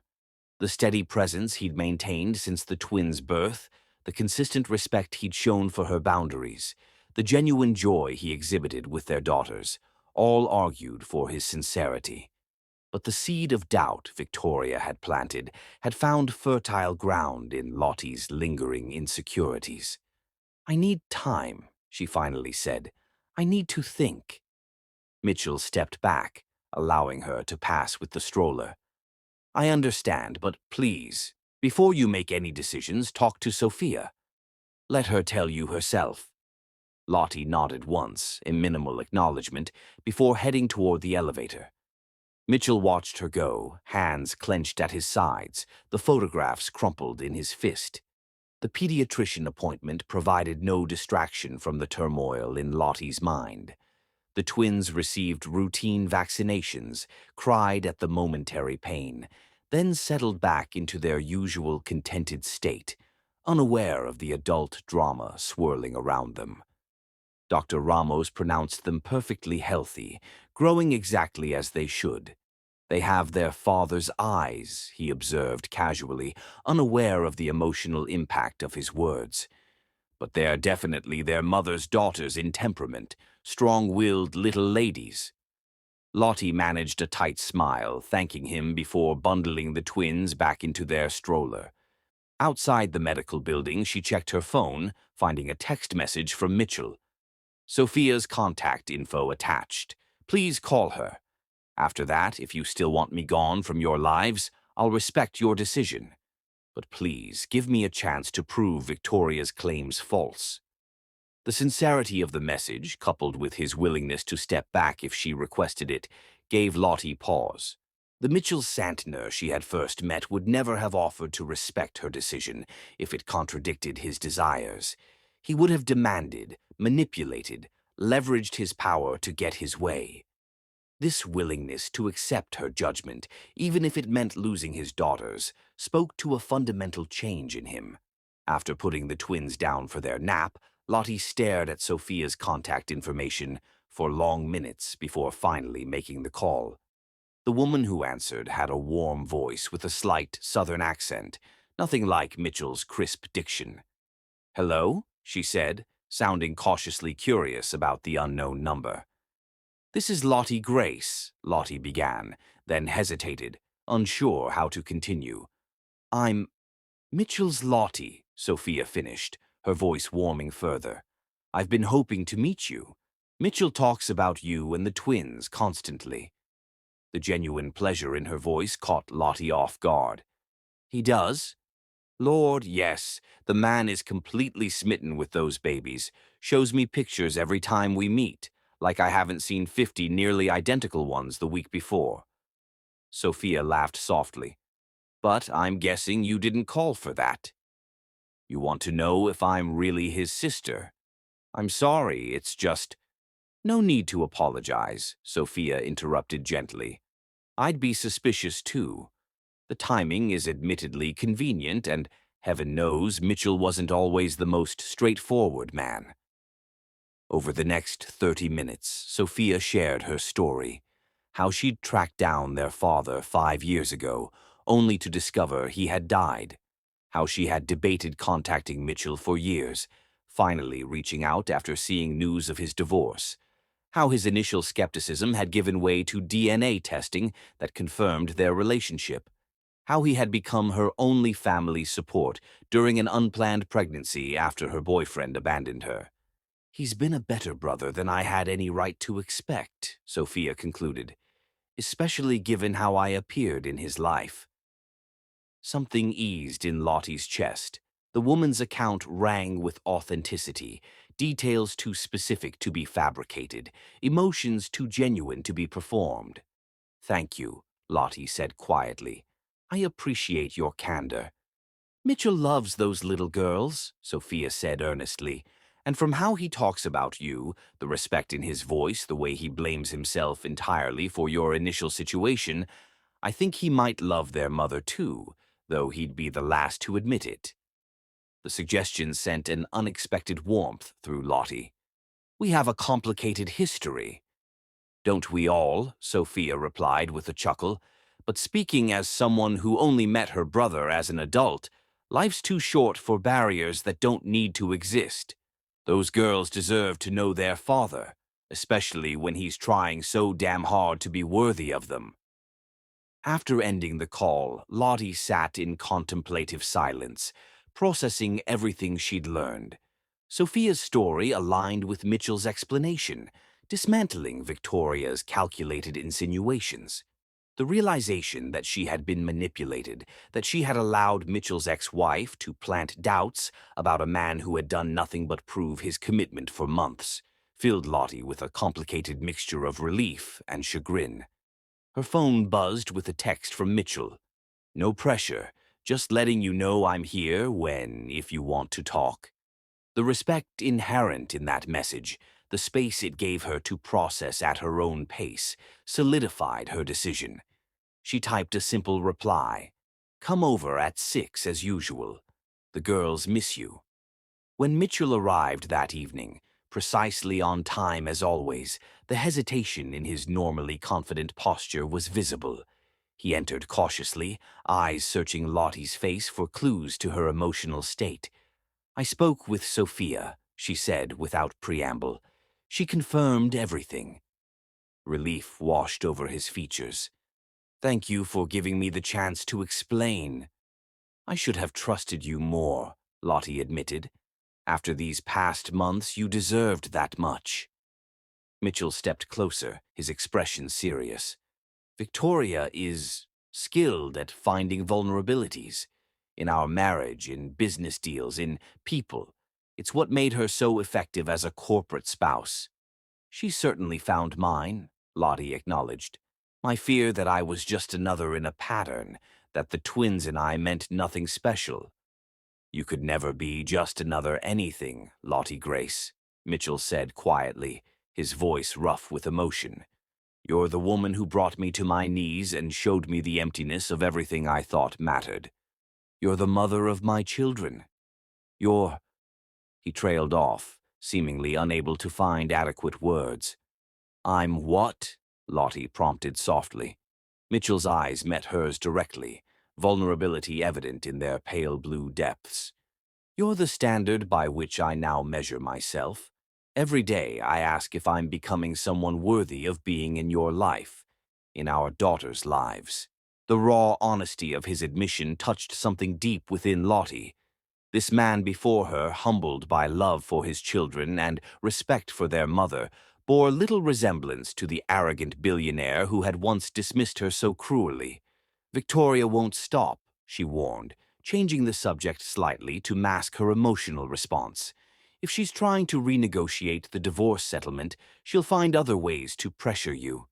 Let her try, Mitchell said, a hint of his old steel returning. "I won't let her harm our family again." Our family. The phrase hung between them, neither acknowledging its significance directly, but both feeling its weight.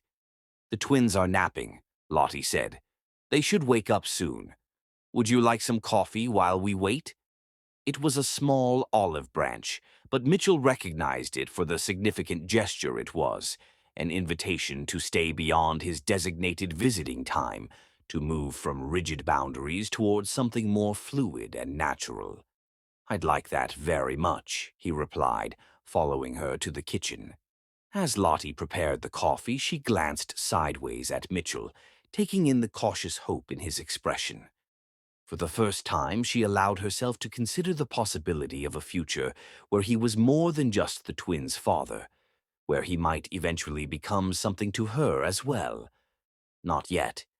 Perhaps not for a long time, but for the first time since that night in his hotel room, the door to that possibility stood slightly ajar. Chapter 8. Surrender. Mitchell Santner had faced countless adversaries in his rise to wealth and power.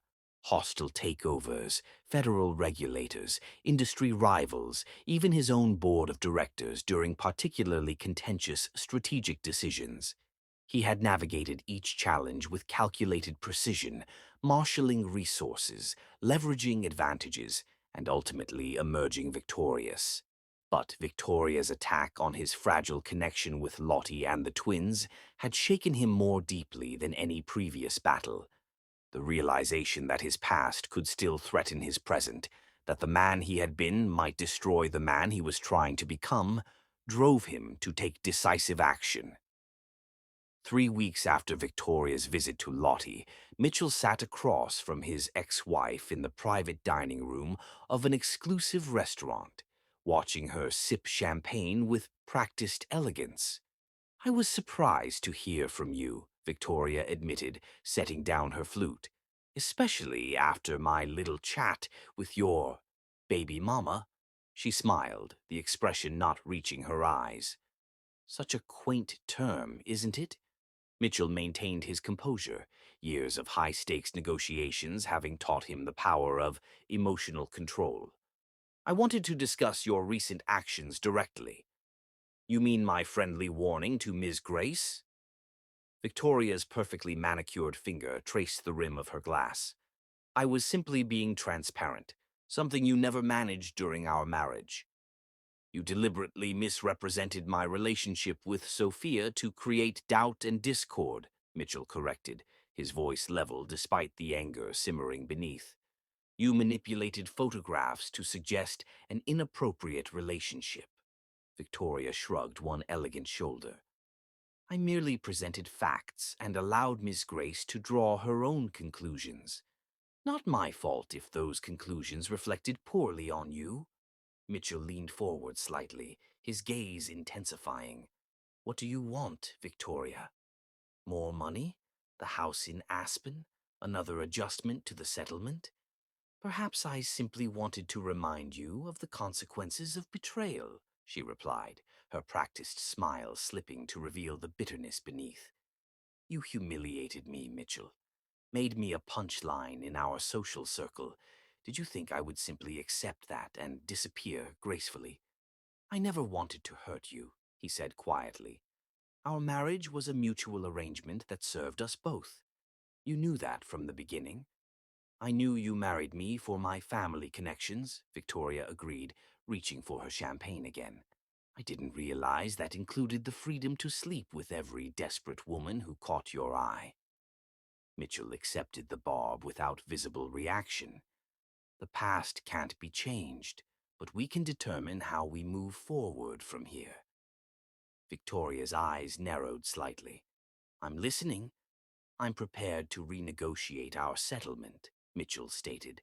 "Additional financial compensation, property transfers, within reason. In exchange, you cease all attempts to interfere with my relationship with Lottie and our daughters." A calculated smile spread across Victoria's features. "So the mighty Mitchell Santner does have a price after all. Those illegitimate brats and their mother must mean more to you than I realized.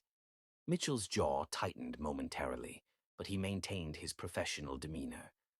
My terms are generous but not unlimited. You have 24 hours to consider.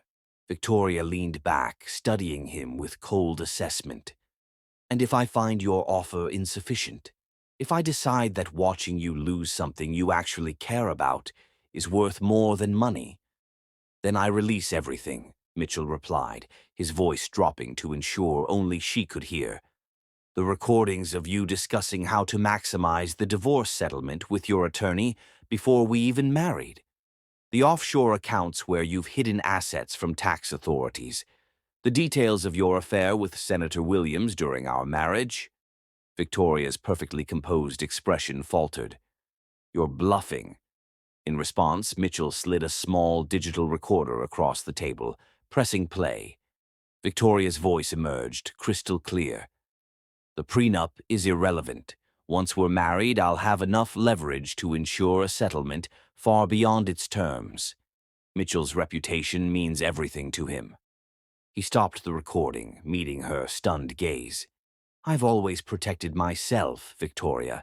The difference now is that I'm protecting something far more important than money or reputation.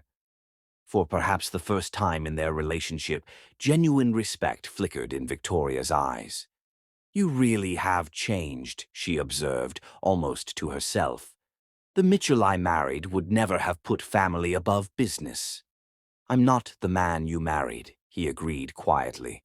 I'm trying to become someone better. Victoria considered him for a long moment before nodding once, decisively. Have your attorney contact mine tomorrow. I believe we can reach an arrangement that satisfies us both. She gathered her designer handbag, preparing to leave. For what it's worth, I hope you succeed, becoming this better man. It would be a novel experience for you. After she departed, Mitchell remained at the table, tension slowly easing from his shoulders. The confrontation had gone as planned, Victoria's fundamental pragmatism prevailing over her desire for revenge. With her neutralized one significant threat to his developing relationship with Lottie, and the twins had been eliminated. But addressing the external obstacle was only the beginning. Mitchell knew the greater challenge lay in proving to Lottie, and perhaps more importantly, to himself, that his transformation was genuine and lasting. That evening, after his usual visit with the twins, Mitchell found himself lingering in Lottie's kitchen, helping clean bottles while she prepared the girls for bed.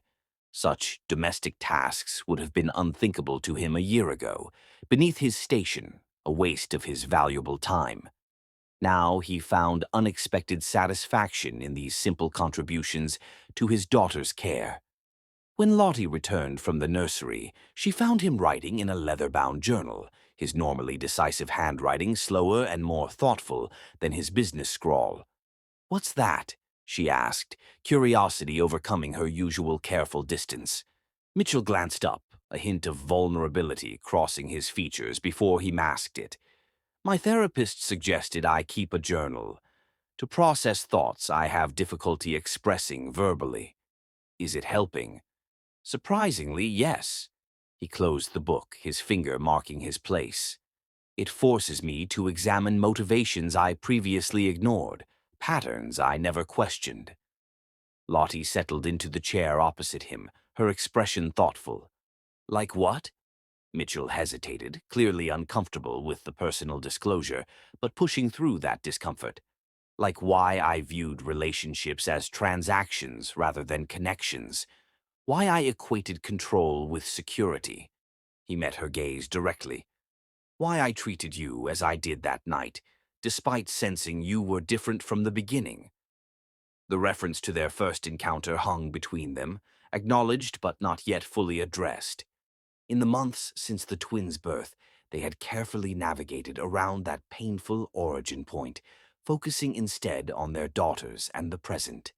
"And have you found answers?" Lottie asked softly. "Some," Mitchell admitted. "My father's business failure when I was 14 shattered our family. We lost everything: home, status, stability. My mother left. He turned to drinking. The painful memories reflected in his eyes. I swore I would never be vulnerable like that again. Never depend on anyone. Never lose control. Lottie's expression softened at this glimpse into the wounded boy beneath the powerful man. So you built walls. Fortresses, Mitchell corrected with a self-deprecating smile. Impenetrable defenses constructed from money, power, and emotional detachment. I thought they made me strong. Until they collapsed, Lottie observed. Until you collapsed them, he countered. With two simple actions no one had ever taken before, refusing my money and walking away. The moment felt significant, a bridge extending between their painful past and uncertain future. Lottie found herself responding to his vulnerability with her own. I almost took it, she confessed. The money. I stood there staring at that envelope, knowing it contained the solution to all my immediate problems. What stopped you? Pride, initially, Lottie acknowledged, but something deeper, too. A recognition that accepting money from someone who had treated me as disposable would mean accepting that assessment of my worth. Mitchell winced visibly. I didn't see you, he said quietly. Not really.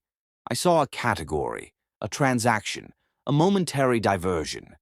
I failed to recognize your humanity, your inherent dignity and value beyond what you could provide me. The naked honesty of his assessment, the complete lack of justification or excuse, resonated with Lottie in unexpected ways. This man before her, capable of such brutal self-examination, was worlds apart from the cold, calculating figure she had met in that hotel room. The journal, she said, gesturing to the leather-bound book still in his hands. May I see it? Mitchell's surprise at the request was evident, but after a moment's hesitation, he handed it to her. It's not particularly eloquent, he warned. Just honest. Lottie accepted the journal, feeling the weight of his trust as she opened to the first page. His handwriting filled the paper, sometimes neat and measured, other times urgent and slanting across the lines, the physical manifestation of his emotional journey. Day 1. Dr. Amara suggests I write to the person I was a year ago. What would I tell him?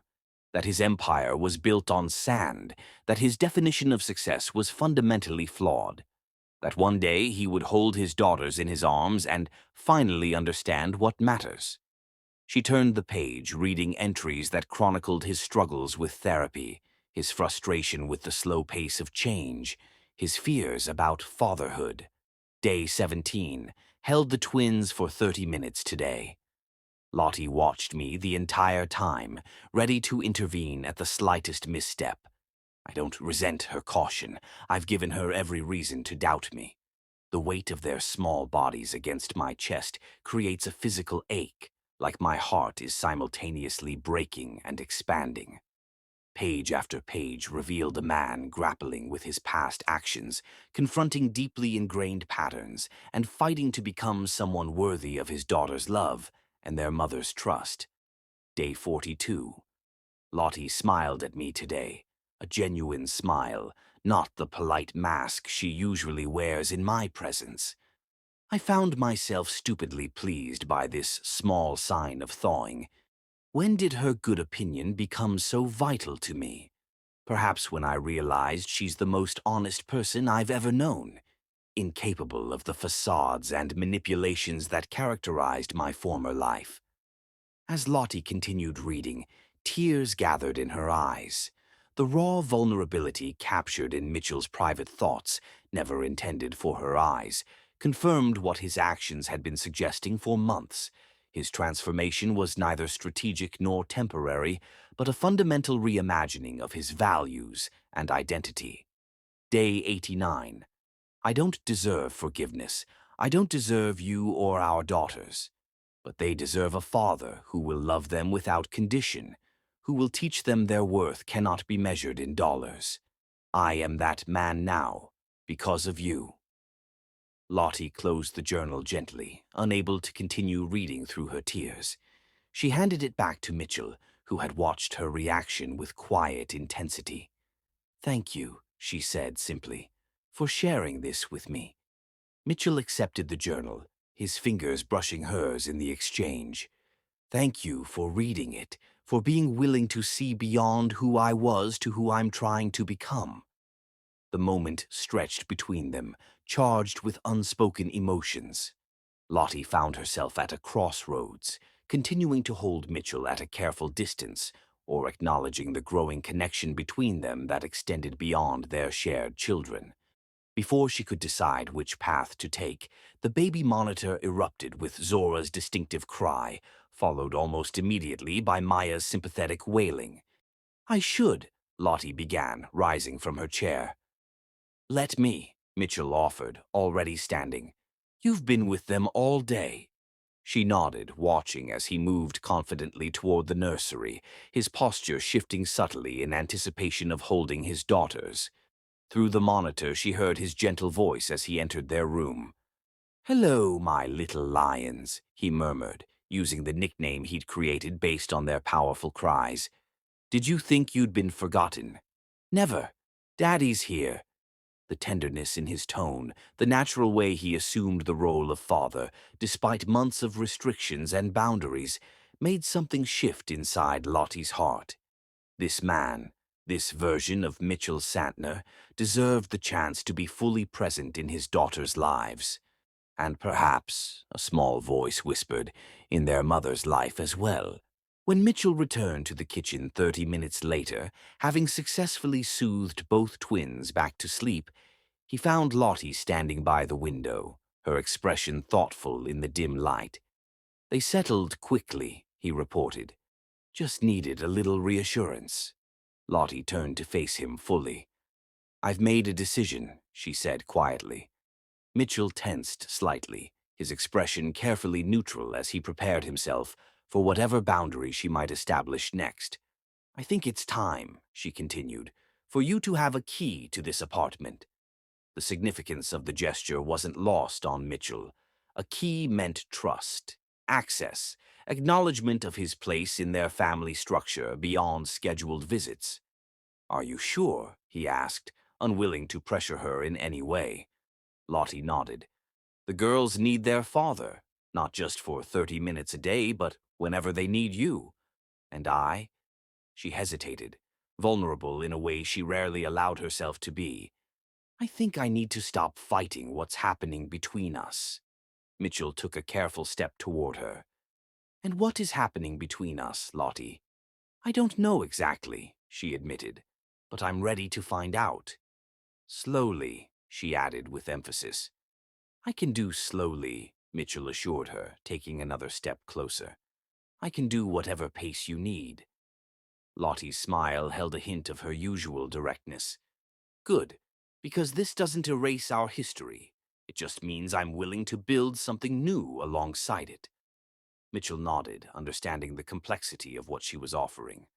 "Thank you," he said simply, "for seeing the man I can be, not just the man I was."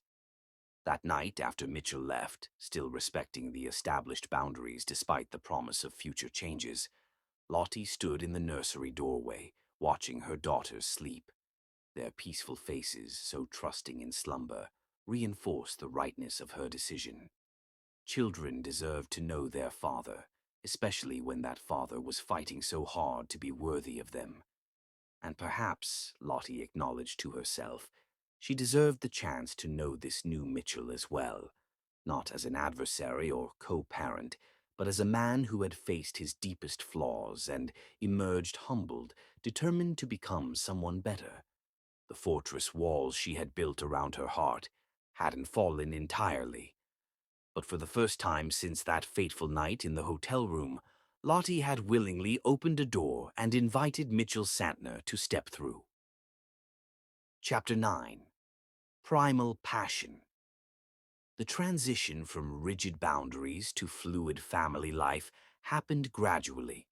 By the time the twins reached 8 months, Mitchell was spending most evenings at the apartment, fully integrated into their daily routines. On a crisp September evening, with the twins finally asleep after a particularly fussy day, Lottie emerged from the nursery to find Mitchell on the small balcony of her apartment, silhouetted against the city lights. His designer suit had been replaced by well-worn jeans and a simple gray Henley. His precisely styled hair was longer now, less rigidly controlled. But the most significant change was in his bearing, the arrogant entitlement replaced by a grounded presence that spoke of hard-won self-awareness. "They're finally asleep," she announced softly, stepping onto the balcony to join him. Mitchell turned, his smile warm in the dim light. "Both of them at once? That's a minor miracle." "I'm not moving for at least 2 hours," Lottie declared, leaning against the railing beside him. "If they wake up before that, it's your turn." They stood in comfortable silence, watching the city lights glitter below them. The easy companionship that had developed between them still surprised Lottie at times. How they had moved from adversaries to partners, from strangers to something not yet defined but increasingly significant. "I never thanked you," she said suddenly, turning to face him. Mitchell's eyebrows lifted in question. "For what?" "For showing me my own strength." The words emerged with unexpected emotional weight. Before that night, I'm not sure I knew what I was capable of." Understanding dawned in his eyes. "You were always strong, Lottie. I just created circumstances that forced you to recognize it." "Still," she insisted, "in a strange way, that night changed me for the better. Made me realize I would never again compromise my self-worth. Not for money, not for security, not for anything." Mitchell's expression softened with regret and admiration. "You taught me more than I could possibly have taught you." The honesty between them created a subtle shift in the atmosphere. Lottie became acutely aware of Mitchell's physical presence beside her, of the clean scent of his cologne mingled with the lingering baby formula on his shirt, of how his eyes reflected the city lights as he gazed at her. "Mitchell," she whispered, his name a question and an invitation. He moved closer, slowly enough to give her time to retreat if she wished. When she remained still, he raised his hand to cup her cheek, thumb brushing gently across her skin. "I've wanted to do this for months," he admitted, voice rough with emotion. "What stopped you?" "Fear," he confessed. "Fear that it was too soon, that you weren't ready, that I hadn't earned the right." Lottie leaned into his touch, heart racing. "And now? Now I'm still afraid," Mitchell said honestly, "but I'm more afraid of never knowing what this could be."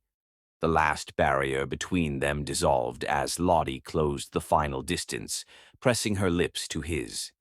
The kiss began tentatively, a gentle exploration unlike anything they had shared during their first encounter. But as Mitchell's arms encircled her waist, drawing her against him, the gentle exploration transformed into something deeper. Months of restrained attraction, of growing connection disguised as co-parenting, of watching him transform into a man worthy of respect and desire, all culminated in this moment. Lottie's hands slid up his chest to tangle in his hair, erasing any remaining distance between them. When they finally broke apart, both breathing heavily, Mitchell rested his forehead against hers. "Are you sure about this?" he asked, his self-restraint evident in the tension of his body. In answer, Lottie took his hand and led him wordlessly from the balcony toward her bedroom. They barely made it through the doorway before urgency overtook them both. Their hands moved with desperate need, removing clothing, rediscovering each other's bodies, this time with reverence rather than transaction. Mitchell lifted her onto the bed with a gentleness that contrasted with the intensity in his eyes. As he moved above her, their gazes locked in a connection far more intimate than their first encounter. "You're everything," he whispered against her skin, the words emerging with raw honesty. "Everything I never knew I needed." their bodies joined with a primal intensity that transcended physical desire, an exorcism of their painful beginning, and a baptism into something new and sacred. Every touch, every movement spoke of redemption and second chances, of walls demolished and bridges built. After, as they lay tangled in each other's arms, Lottie traced the strong line of Mitchell's jaw. "This changes things," she murmured. "Only if you want it to," he replied, pressing a gentle kiss to her palm. "I meant what I said before. We move at your pace, whatever that means." Lottie studied him in the soft glow from the streetlights filtering through her curtains. The vulnerability in his expression, the careful restraint even now, these were gifts she had never expected from Mitchell Santner. "I want this," she decided aloud. "Us. A real chance to see what we could be. Not just for the twins, but for ourselves." Mitchell's smile held a joy she had never seen before, unguarded and genuine. "That's all I've wanted since the moment I held our daughters, a chance to be the man you all deserve." As if on cue, a soft cry emanated from the baby monitor. Mitchell pressed a final kiss to Lottie's lips before rising. "My turn, remember," he said, pulling on his jeans. "Rest. I've got them." As she watched him leave to tend their daughters, Lottie realized that the man who had once broken her heart now held it more completely than anyone ever had before. Chapter 10. Claiming Forever. The same night after their passionate reconciliation, Mitchell carried Lottie to the master bathroom, where a steaming bath awaited, rose petals floating on the surface. His hands trembled as he undressed her again, this time slowly, reverently. "I want to worship every inch of you," he whispered against her neck. In the warm water, their bodies entwined again, unable to satisfy the hunger of months apart. Later, wrapped in silk sheets, Lottie straddled him, taking control. "Tell me you're mine," she demanded, her body arching above him like a goddess claiming tribute. "I've always been yours," Mitchell groaned, "from the moment you stood up to me." As dawn broke, they finally exhausted themselves, limbs tangled, heartbeats synchronizing. Mitchell traced the curve of her cheek, eyes burning with intensity. "Do you still regret that night?" she asked, echoing their past. His response came without hesitation. "Every mistake I made led me here to you. I'll spend every day proving I'm worthy of this second chance." Lottie silenced him with a kiss that stole his breath. In the next room, one of the twins cried. Without a word, Mitchell rose, pressing his lips to Lottie's forehead. "Rest. I've got them." As she watched him walk away, this man transformed by love and humbled by his own failings, Lottie knew with absolute certainty. Sometimes the cruelest beginnings forge the strongest bonds, and the man who once broke her heart now holds it more completely than anyone ever could. Mitchell paused in the doorway, turning back to her with an expression of such profound gratitude that it caught her breath. "I never believed in second chances," he said quietly. "Never thought I deserved one. But every morning when I open my eyes and see you, see our daughters, I remember that sometimes life gives us not what we deserve, but what we need to become better." As he disappeared down the hallway, his voice drifted back through the baby monitor, gentle and loving as he soothed their daughter. "There's my beautiful girl," he murmured. "Daddy's here. Daddy will always be here." Lottie curled into the warmth he had left behind, tears of contentment gathering in her eyes. Their journey had begun with cruelty and transaction, with walls and wounds and justified distrust. But it had transformed into something she had never dared hope for, a family built on respect, on growth, on the radical possibility of redemption. Mitchell returned minutes later with both twins, one cradled in each arm. "They weren't settling," he explained, placing them gently in the center of the bed. "I think they sensed the shift. Children always know." As they created a protective circle around their daughters, Mitchell's hand found Lottie's, their fingers intertwining in a silent promise. "This is everything," he whispered. "This moment, these babies, you. This is what matters." In the gentle light of early morning, with their daughters sleeping peacefully between them, Lottie and Mitchell sealed their unspoken covenant.